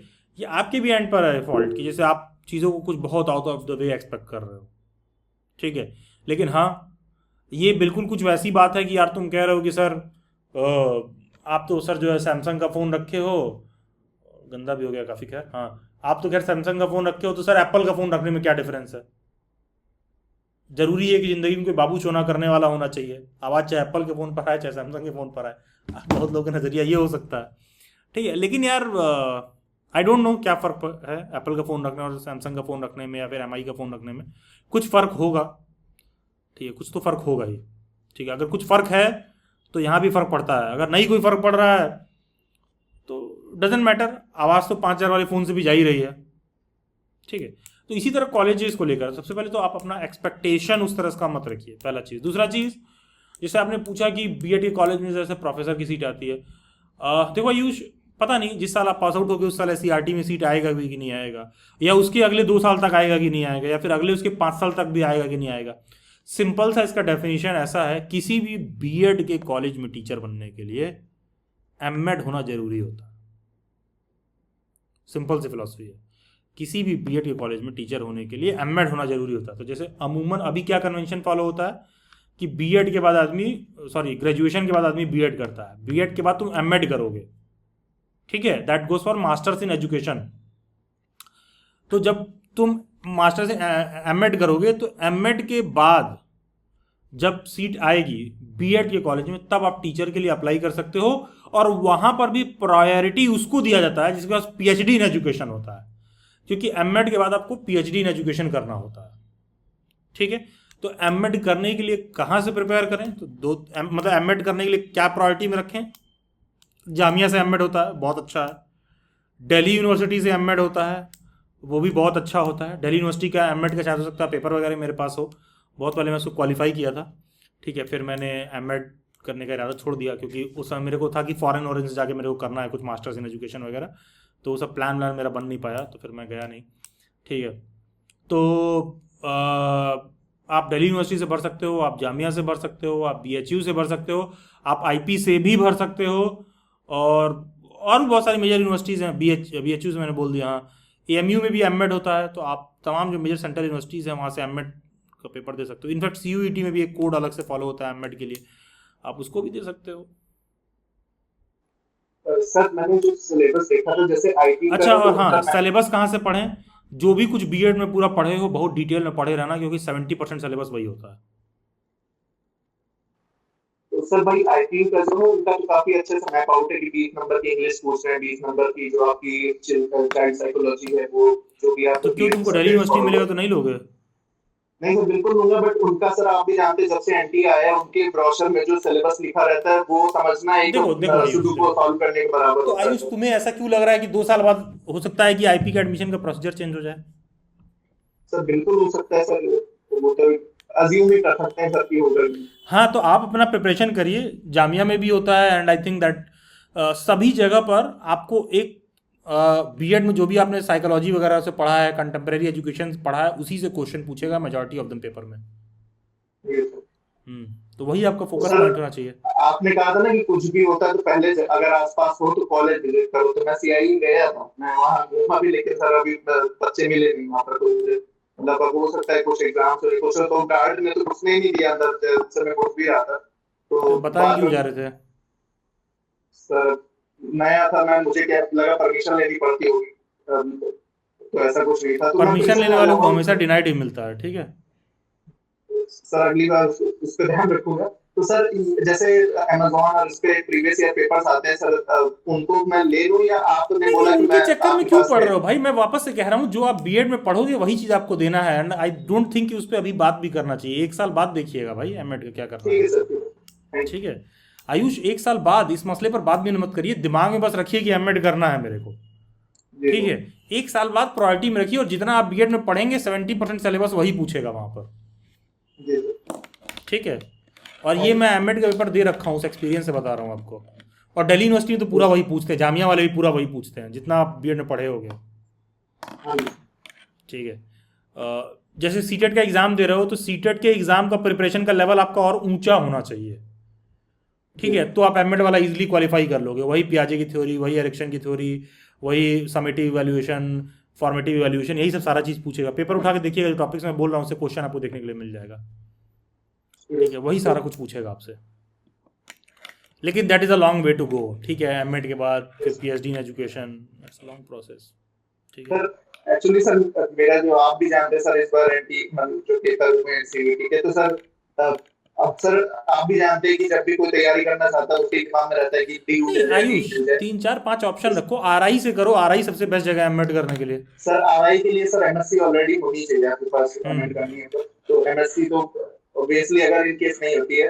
सर आपको शायद याद हो प्रीवियस सेशन में मैं जब आपसे जुड़ा था तो आईआईटी जैम के बारे में मैं आपसे बात कर रहा था, तो आईआईटी जैम से एमएससी करने के लिए, तो अगर वो मैप आउट हो गया, अगर वो फिगर आउट वो एडमिशन हो जाता है तब तो ठीक है, वेल एंड गुड है, बट मुझे ये चीजें तो करनी है, तो मैं कोई प्लान लेके नहीं चल रहा हूँ कि मुझे एमएससी पहले करनी है, एमएड पहले करना है, तो एज अ बैकअप ये रहे मेरे पास इन केस अगर आईआईटी हाँ तो ठीक है, फिर बीएड के बाद आप उसको कर ली और जैम में हो जाता तो अच्छी बात है। जी सर, बस यही चीजें। ठीक है, ओके, थैंक यू आयुष, बहुत सारी शुभकामनाएं। यस तरन्नुम। सर मेरे कुछ डाउट्स हो यस हैं। Please, yes please. सर मैंने ना इस ईयर ना जेएमआई का एंट्रेंस दिया था, तो सर उसका कट ऑफ मतलब कब तक आ जाएगा? आ जाएगा हफ्ता भर में। और सर मेरा दूसरा ये है कि अगर मेरे जेएमआई में सिलेक्शन नहीं होता है तो मैंने अपनी सेकंड प्रायोरिटी जो है वो एमए रखा हुआ है, तो सर ये है कि जैसे अगर मेरा सिलेक्शन नहीं होता है तो मैं इस साल मतलब डिस्टेंस से एमए करूंगी सर, तो क्या मैं नेक्स्ट ईयर के लिए फिर स्टार्टिंग से प्रिपरेशन बीएड की स्टार्ट कर दूंगी सर, तो क्या मैं ऐसा कर सकती हूँ कि इस साल मैं डिस्टेंस से एमए कर लूँ अगर सिलेक्शन ना हो और नेक्स्ट ईयर फिर बीएड? कितने मार्क्स बन रहे हैं? सर मैंने क्वेश्चंस जो अटेम्प्ट किए थे वो मेरे 77 हो पाए थे, जिसमें से 15 के अराउंड मतलब कि रॉन्ग होंगे ऐसा मुझे लगता है। आपको लगता क्यों है? आपने चेक क्यों नहीं किया है? सर मैंने चेक किया है। अच्छा जी हाँ, चेक करने के बाद एग्जैक्ट डेटा आया होगा ना? जी सर, मैंने देखा तो उसमें मतलब 15 के अराउंड गलत है। और कितना अटेम्प्ट किया है आपने? सर मैंने 77 किया था। तो लास्ट ईयर कट ऑफ देखा है आपने? सर मैंने लास्ट ईयर का देखा था, तो जो हिंदी वाले बच्चे थे उनका मतलब कि 180 के आसपास गया था सर, और जो इंटरव्यू वाले बच्चे थे वो शायद 69 वाले, जो जिनका 69 नंबर था, मे भी उनको बुलाया गया था। अच्छा, तो आपको वही कितना सर। परसेंट लग रहा है कि आपका हो सकता है? सर मुझे मतलब कि उम्मीद नहीं लग रही है कि मतलब हो जाएगा तो मेरा, तो हाँ, तो इसलिए। उम्मीद मत रखिएगा। तो अब तो जी। उम्मीद मत रखिए, क्योंकि आपको पहले तो आपको ये नहीं समझ में आ रहा कि आप कितना पीछे हैं। ठीक जी है, सर। आप थोड़ा बहुत पीछे नहीं, बहुत पीछे हैं उसमें भी। ठीक है, पहला चीज़। दूसरा चीज़, अब आप यहाँ से ये सोचना शुरू करिए कि क्या करना है, तो ठीक है, आप अपना प्रिपरेशन करते रहिए, अपना मास्टर्स में एडमिशन ले लीजिए। क्योंकि जैसे आप कह रही हैं कि अब नेक्स्ट ईयर देने का प्लान है, तो मेरे से पूछोगी तो हम तो ये भी कहेंगे ना कि नेक्स्ट ईयर हो जाएगा, इस बात की क्या गारंटी है? सर अगर अच्छे से और प्रिपरेशन करूंगी, जो कमी है उसको सुधार दूं, तो नेक्स्ट ईयर। सुनिए, कड़ी लगन, मेहनत सफलता की कुंजी है, ये है, वो सब हम सुबह शाम करते हैं। ठीक है, तो लेकिन क्या हो सकता है उस पर थोड़ा सा बात करेंगे। ठीक है, और हाँ, आप भी ना करियर का प्लान बनाते समय इस तरह का थॉट प्रोसेस नहीं रखेंगे। क्यों, आपको इस साल नहीं पता था कि वही थोड़ा सा मेहनत करेंगे, फोकस रखेंगे तो इस साल भी हो सकता है? सर वो एक्चुअली मतलब कि इतना मुझे मतलब इंफॉर्मेशन नहीं मिल पाया था, तो इस वजह से थोड़ा हाँ, सा ये जो मैंने आपने सेल्फ रीजन स्टडी दिया ना, करके लिसन, ये जो 1 आपने मंथ रीजन सर दिया ना, मैंने सेल्फ स्टडी करके दिया था, तो इसलिए मुझे ऐसा। सुनो, अभी जो तुमने रीजन दिया ना, ऐसे ही रीजन तुम्हारे पास अगले साल भी रहेगा।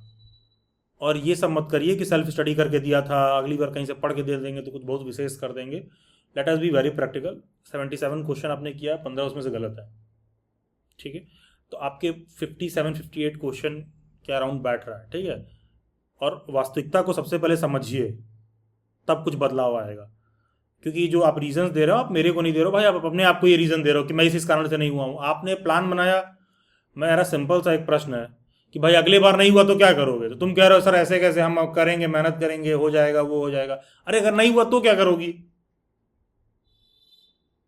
अगर नहीं हुआ तो क्या करोगी? What is your plan? जी बताइए, अगर नहीं हुआ तो क्या करेंगी?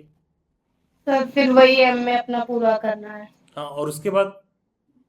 फिर सर उसी एमए फील्ड में फिर आगे करना है। और एमए की फील्ड में उसी में क्या होता है आगे? Sir net JRF.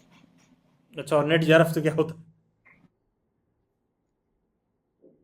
देखिए देखिए सभी लोग, देखिए शुरुआत में मैंने क्या बोला था कि नौकरी किसी मतलब डिग्री किसी नौकरी की गारंटी नहीं है, और बच्चा वो जी प्लान सर। बनाते रहता है। अभी मैंने नेट जेआरएफ पे थोड़ी देर पहले आप लोगों को समझा रहा था ना। देखिए इन्होंने क्या बताया, इन्होंने एग्जैक्टली वही प्लान बताया जो मैंने बोला कि कैंडिडेट ये देता है, फिर नेट जेआरएफ देता है, फिर वो और परेशान होता है, और टेंशन में जाता है, और जैसे जैसे मन परेशान होगा वैसे वैसे डिसीजन और खराब लेगा आदमी। ठीक है, चलिए ठीक है, इस पर पूरा विचार करिए, अच्छी बात है, पढ़ के दीजिए, अगली बार हो जाए। ठीक है, तो सर मेरा यही कहना था कि अगर मैं नेक्स्ट ईयर जैसे बीएड के लिए करूंगी, तो मतलब कि इसमें कोई दिक्कत तो नहीं है, एक साथ में 2 डिग्री अगर करूंगी तो? जब अगले साल क्वालिफाई हो जाएगा तो ऐसे ही मेरा सेशन कंडक्ट होगा। ठीक है, ओके चर्चा कर लेंगे। ठीक है, ओके। ठीक है, चलिए ठीक है। Yes Deepika, last candidate. Yes Deepika. Sir जी गुड इवनिंग, जी बताइए। हाँ, मेरी रैंक आईपीयू में 1200 अराउंड आई है, तो टॉप के कॉलेजेस मुझे लग नहीं रहा है कि मुझे मिलेंगे। तो मैं क्वेश्चन ये था मेरा, सेंट लॉरेंस कॉलेज और ये जिन्स इंजीनियरिंग मैनेजमेंट कॉलेज जो है, इनमें से कौन सा ज़्यादा सही रहेगा? क्योंकि वो दोनों ही मेरे घर के पास पड़ते। दोनों ही विजिट कर लीजिए, घर के पास है तो जाके देख लीजिए। Okay sir. सर कालका इंस्टीट्यूट में कोई चांस है कि होगा? लास्ट जनरल कैटेगरी है मेरी। हो सकता है लास्ट कट ऑफ तक, ओके स्पॉट राउंड वगैरह तक हो सकता है। ठीक है, okay, thank you sir. Thank you.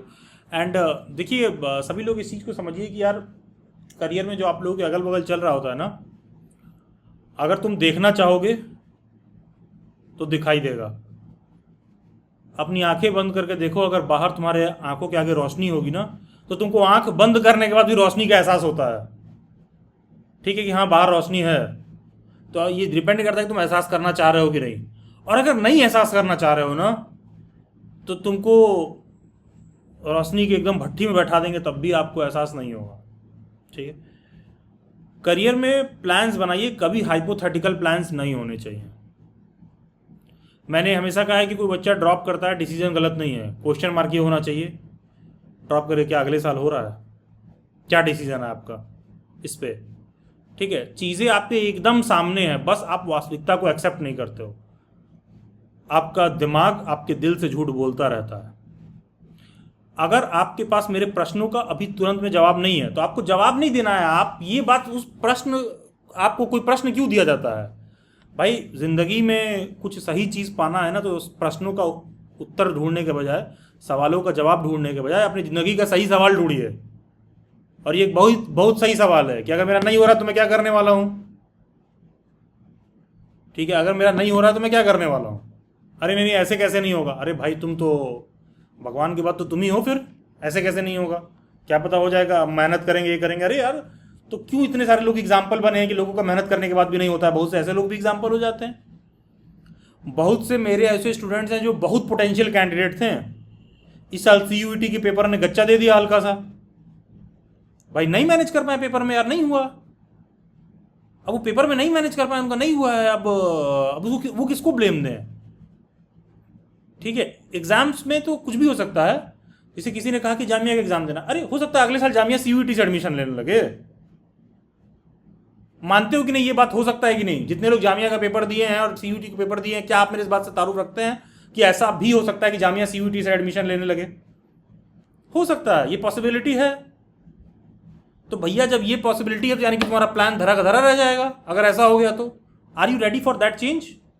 Then next year you will have that excuse कि यार पिछली बार मैंने दिया था ना पेपर उस हिसाब से था, इस बार इन्होंने CUET से कर दिया। हम तो पिछली बार पेपर दिए थे वो तो ऑफलाइन हुआ था, हमको तो जामिया वालों ने पेपर और पन्ना दिया था, वो MR शीट दिया था, इस बार तो कंप्यूटर पे दे दिए हैं हमको।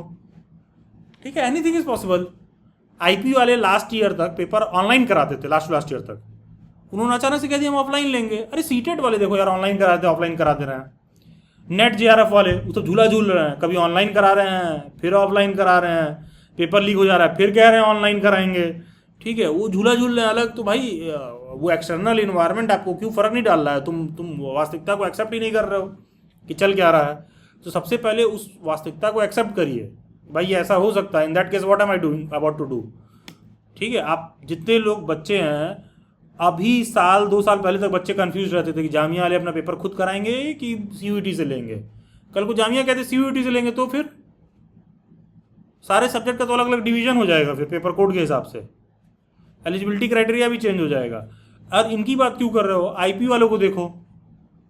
तो कोई भी यूनिवर्सिटी कभी क्राइटेरिया भी चेंज कर सकती है। तो होता क्या है ना कि ये प्लान बनाते समय ना पॉसिबिलिटीज़ आपके माइंड में होना चाहिए। थोड़ा सा परमुटेशन कॉम्बिनेशन आप बैठाओगे भाई कि ये नहीं होगा तो क्या होगा, क्योंकि अगर नहीं बैठाओगे और सडनली चीज़ें तुम्हारे सामने आएंगी ना तो तुमको यू विल बी शॉक्ड कि अभी ये हो क्या रहा है, और वो आपको डिप्रेशन में ले जाएगा। जैसे कि तुम ये कह रहे हो इस साल हम सेल्फ प्रिपेयर किए थे, अच्छा यानी कि तुमको 1 साल एहसास करने में लगता है कि क्या हमको किसी एग्जाम का प्रिपरेशन का आवश्यकता है कि नहीं है।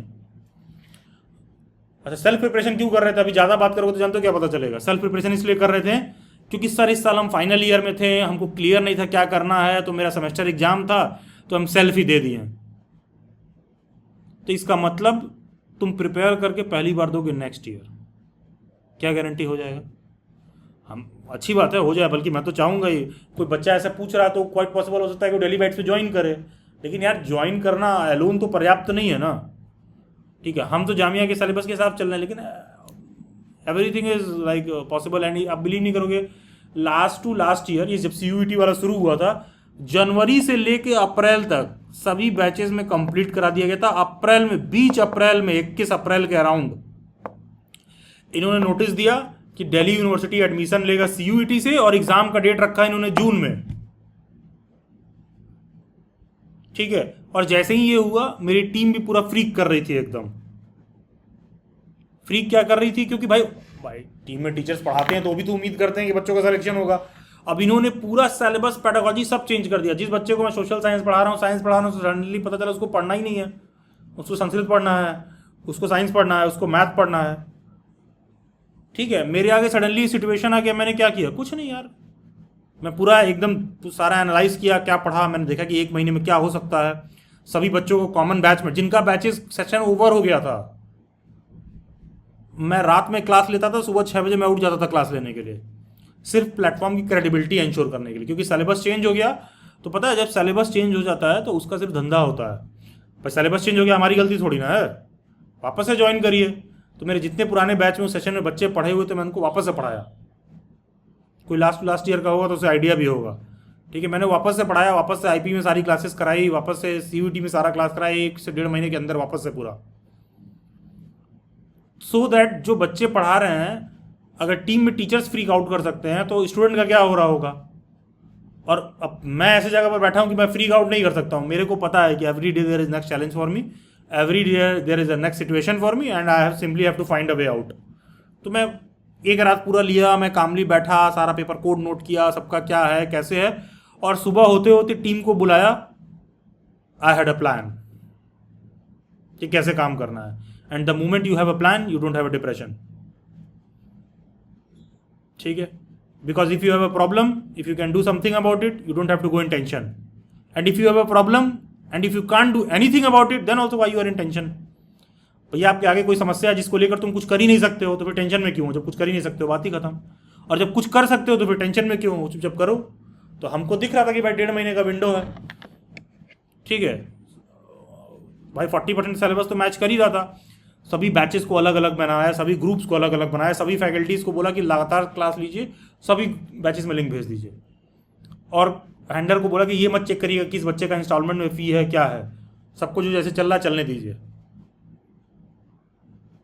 ठीक है, सबको जो जैसे चल रहा चलने दीजिए कि 15 दिन के लिए सब पे रिलैक्सेशन डाल दीजिए, सिर्फ क्लासेस लीजिए, सभी फैकल्टीज सुबह शाम जैसे वो भी हो कंप्लीट करिए। बच्चों को जाके मैंने बोल दिया, देखो भाई जितना सिचुएशन तुम्हारे लिए नया है उतने मेरे लिए भी नया है। अगर आप मेहनत करने के लिए रेडी हैं तो मेरा क्लास इवनिंग में भी हो रहा है, मॉर्निंग में भी हो रहा है। इवनिंग में हिस्ट्री पढ़ाता था, मॉर्निंग में पॉलिटी पढ़ाता था, तो मैं वापस से कंप्लीट करा दूंगा। तो देखो यार, आप सिचुएशन के लिए रेडी रहिए। और पता है जब मैं बच्चों को पढ़ाता था मैं हमेशा कहता था कि हो सकता है CUET आ जाए, हो सकता है CUET आ जाए, ठीक है। तो और देखिए इस साल जब उन्होंने पेपर लिया तो पेपर में भाई अंडमंड कुछ भी ऊपर नीचे पूछने लगे। तो आप परिस्थितियों के हिसाब से रेडी रहिए, और नहीं रेडी हैं तो फिर भाई फिर प्लान बनाते रहिए। मास्टर्स करेंगे, मास्टर्स के बाद नेट JRF करेंगे। अरे भैया नेट JRF बोलने से पहले एक बार नेट JRF का पेपर उठा के देख लो।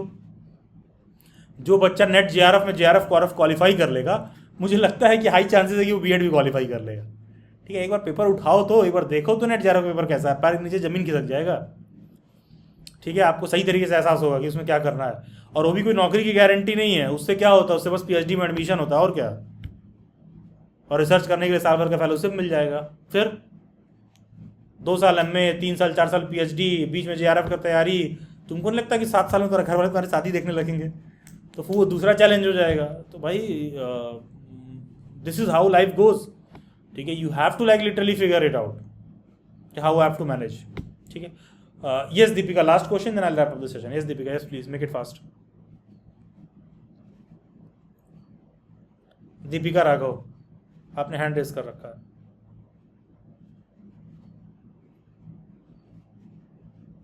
सर मुझे ये पूछना था कि अगर मैं कॉलेज विजिट भी करूंगी तो फैकल्टी मेंबर्स का कैसे मतलब पता लगेगा? ऐसा देखिए आपकी औकात नहीं है फैकल्टी को जज करने की।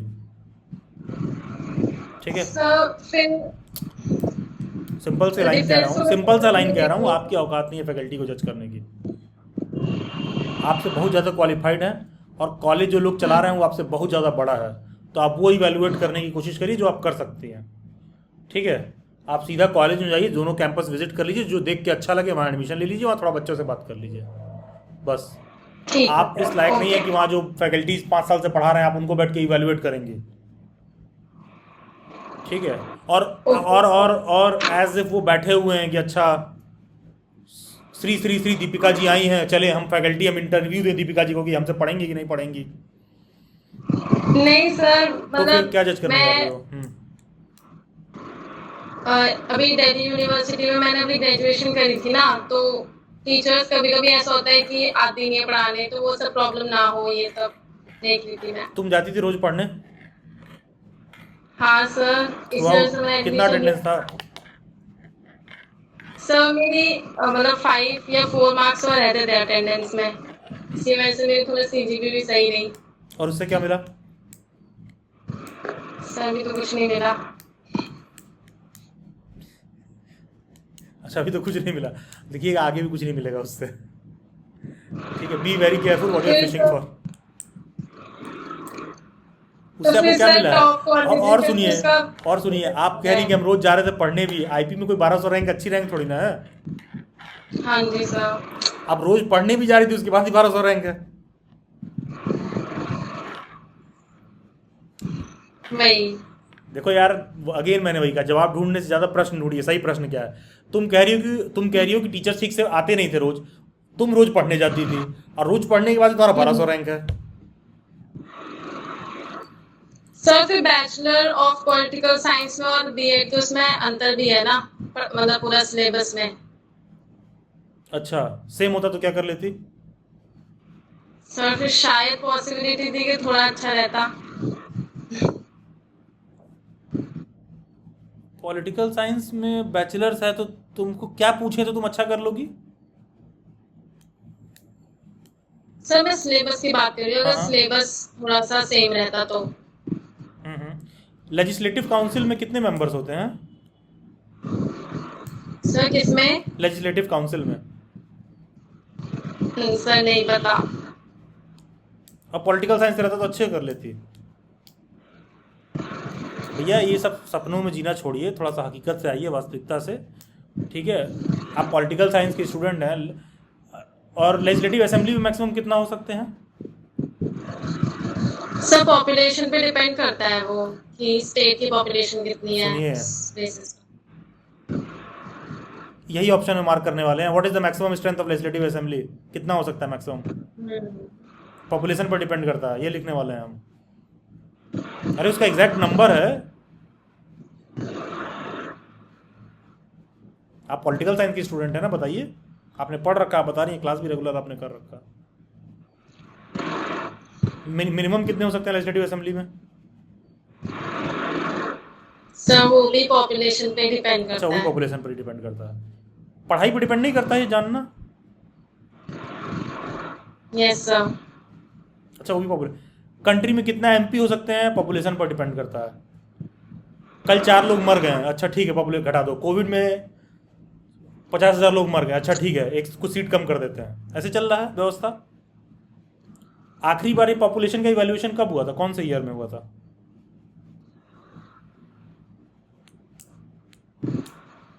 सर 2011 सेंसस पढ़ते हैं एनसीईआरटी में तो ज्यादातर। वो सेंसस हुआ था, लेकिन एमएलए एमपी का सीट स्टेट डिलिमिटेशन कमेटी से डिसाइड होता है। वो कब हुआ था? Census is not the representation of parliament और लेजिस्लेटिव असेंबली। कब हुआ था आखिरी बार? आप पॉलिटिकल साइंस के स्टूडेंट है, आपको डिलिमिटेशन कमीशन के बारे में पता होना चाहिए।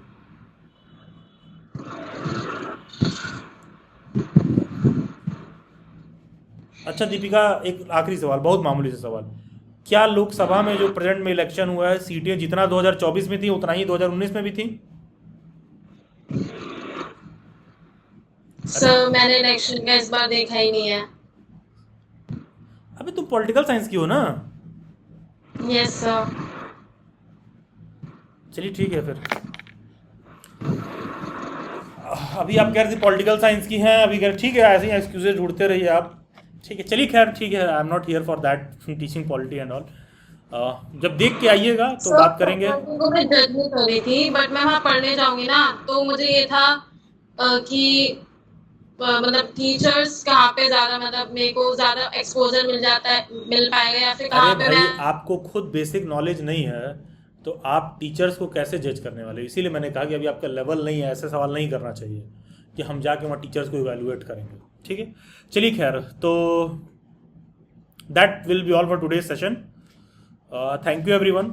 एंड आप सभी लोगों से रिक्वेस्ट रहेगा कि सेल्फ इवैल्यूएशन थोड़ा सा करना शुरू करिए और कोशिश करिए कि फैकल्टीज़ को जज करने का कोशिश थोड़ा सा कम करें, क्योंकि एक उम्र के बाद पढ़ना आपको स्वयं से है और they are just for guiding you people. And also सबसे पहला एक बेसिक बात का अंडरस्टैंडिंग डेवलप करिए। बीएड में पढ़ाई नहीं होती है, BEd is a training based course, ठीक है? It is more of a guiding session and all, ठीक है? बीएड में किसी की बैकलॉग वगैरह नहीं आती है अनटिल अनलेस की वो एग्ज़ाम ही ना दे। तो चलिए खैर, तो थैंक यू एवरीवन, बहुत सारी शुभकामनाएं आप सभी लोगों को।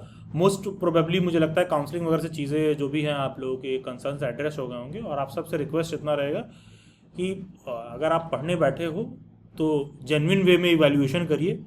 और ज़िंदगी में बहुत कम टीचर ऐसे होते हैं जो आपको जेन्युइन वे में इवैल्यूएट करा दें कि भाई तुम देखो कि तुम्हारे अंदर कहाँ पर फॉल्ट लाइन है। मेरे पास 2 कान हैं, 2 आँख है, नाक है, ठीक है? मेरे कितने दांत हैं? 32 दांत हैं, 8 उंगलियां हैं, 2 अंगूठे हैं। ये जानने के लिए मुझे बायोलॉजी पढ़ने की ज़रूरत नहीं है, ठीक है?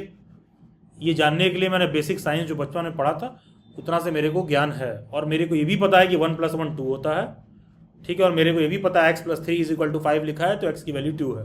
ये कैलकुलेट करने के लिए मेरे को मैथ का स्टूडेंट होने की ज़रूरत नहीं है, ठीक है। उसी तरह देश में इलेक्शन हो रहा है तो कितने मेंबर्स हैं ये जानने के लिए आपको डजेंट मैटर कि तुम पॉलिटिकल साइंस के स्टूडेंट हो या नहीं हो, ठीक है, क्योंकि जितने लोग देश में राजनीति पे चर्चा कर रहे हैं वो सब पॉलिटिकल साइंस के स्टूडेंट नहीं भी हो सकते हैं। इतना बेसिक बात तो पता ही होना चाहिए कि हाँ भैया पिछले 10 साल 15 साल 20 साल से जिन सीटों पे चुनाव हो रहा है that is number is the same, ठीक है। तो आपको सेल्फ इवैल्यूएट करना है कि अगर पॉपुलेशन के बेसिस पर डिसाइड हो रहा है तो पॉपुलेशन तो पिछले 20 साल में चेंज हुई है। 2024 में 543 सीट्स पर चुनाव हुआ है, 2019 में भी हुआ था, 2014 में भी हुआ था, 2009 में भी हुआ था, 2004 में भी हुआ था, 1999 में भी हुआ था, 543 सीटों पर ही चुनाव हुआ था। तब तक तो हर 10-10 साल में पॉपुलेशन चेंज हुई है, तो तुम्हारे डेफिनेशन के हिसाब से तो वो हो जाना चाहिए।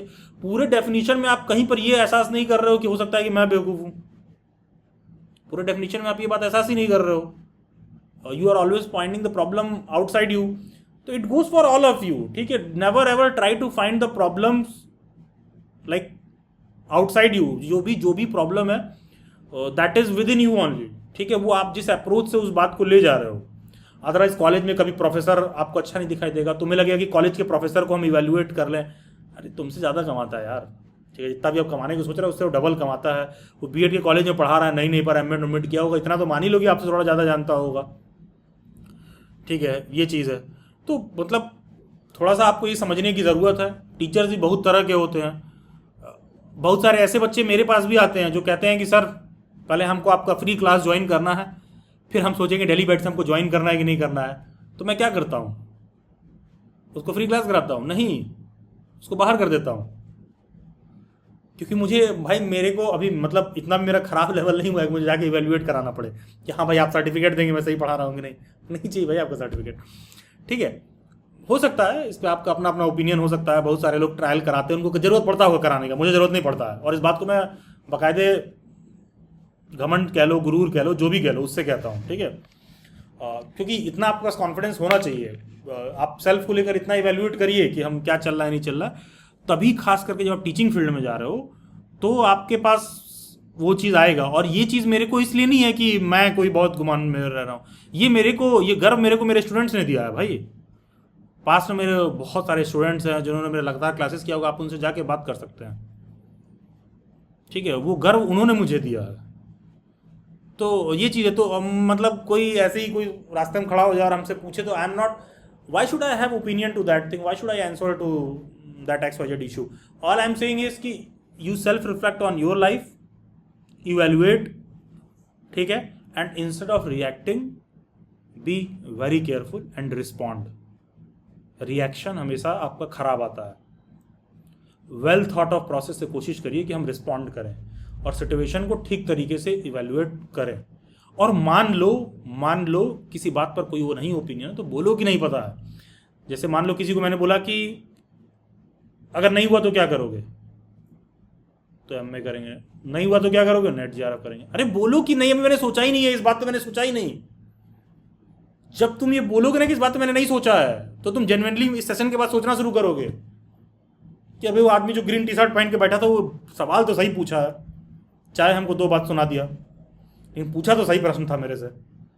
लेकिन अगर तुम उसको डिनाई कर दोगे अभी ना, तो तुम उससे विचार ही नहीं करोगे। अगर तुमने सीरियसली थॉट नहीं दिया है तो पता है, सीरियसली अगर आपने थॉट नहीं दिया तो थॉट देना शुरू करो ना। पहले तो यही ओपिनियन रखो कि यार मैंने तो सोचा ही नहीं कभी, सर कभी मेरे दिमाग में बात क्रॉस ही नहीं किया कि करना क्या है, ठीक है। ये चीज़ आप एक्सेप्ट करिए। जैसे ही एक्सेप्ट करोगे ना तुमको सॉल्यूशन मिलने लगेगा। आज से 4 साल पहले हमको लोग पूछते थे कि ऑनलाइन काम करते हो, कल को ये बंद हो गया वो बंद हो गया तो क्या करोगे, तो मैं कहता था मैंने अभी सोचा नहीं है। अब मेरे से कोई पूछता नहीं है, क्योंकि अब मैंने इतने सारे वेंचर्स कर रखे हैं, कोई ये नहीं पूछता है कि ये नहीं करोगे तो क्या करोगे। अब लोग पूछते हैं अभी तुम क्या क्या करोगे, तो मैं कहता हूँ हर चीज़ जो हो सकता है, ठीक है, सिंपल सा बात है। अब लोग पूछते हैं क्या क्या करोगे, तो अरे कुछ नहीं यार, और उसके लिए बहुत डेडिकेटेड टाइम नहीं देना हो, पता है। इट्स जस्ट अबाउट कि हाँ 4 घंटे दे रहे हैं तो थोड़ा मौज में दे लें, तो मैं वही करता हूँ, ठीक है, 4 घंटे दे रहे हैं थोड़ा मौज में दे लेते हैं।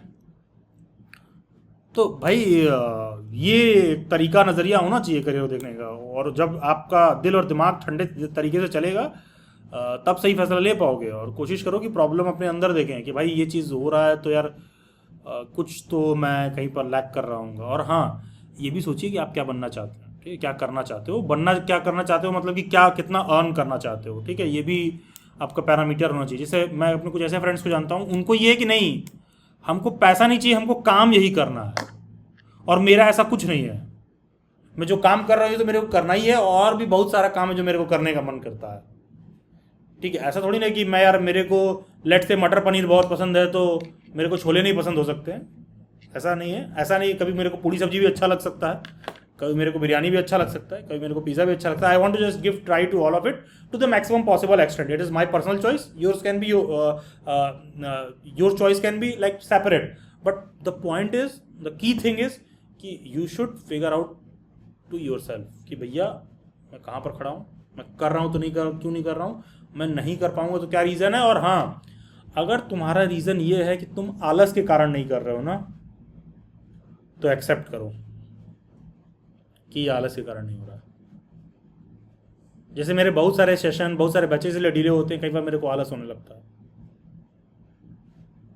ठीक है, लगता है अरे यार ठीक है यार देखते हैं यार, ठीक है। लेकिन आप मेरे से पूछोगे तो मैं हैप्पीली बता दूंगा हाँ मतलब सही बात तो नहीं है, नहीं करना चाहिए मेरे को ऐसा, ठीक है। लेकिन आप उसको सही तरीके से एक्सेप्ट करो, एक्सेप्ट द ट्रूथ कि अच्छा ये प्रॉब्लम, और नहीं फिगर आउट हुआ है ना तो बोलो यार इस तरीके से मैंने कभी सोचा नहीं यार,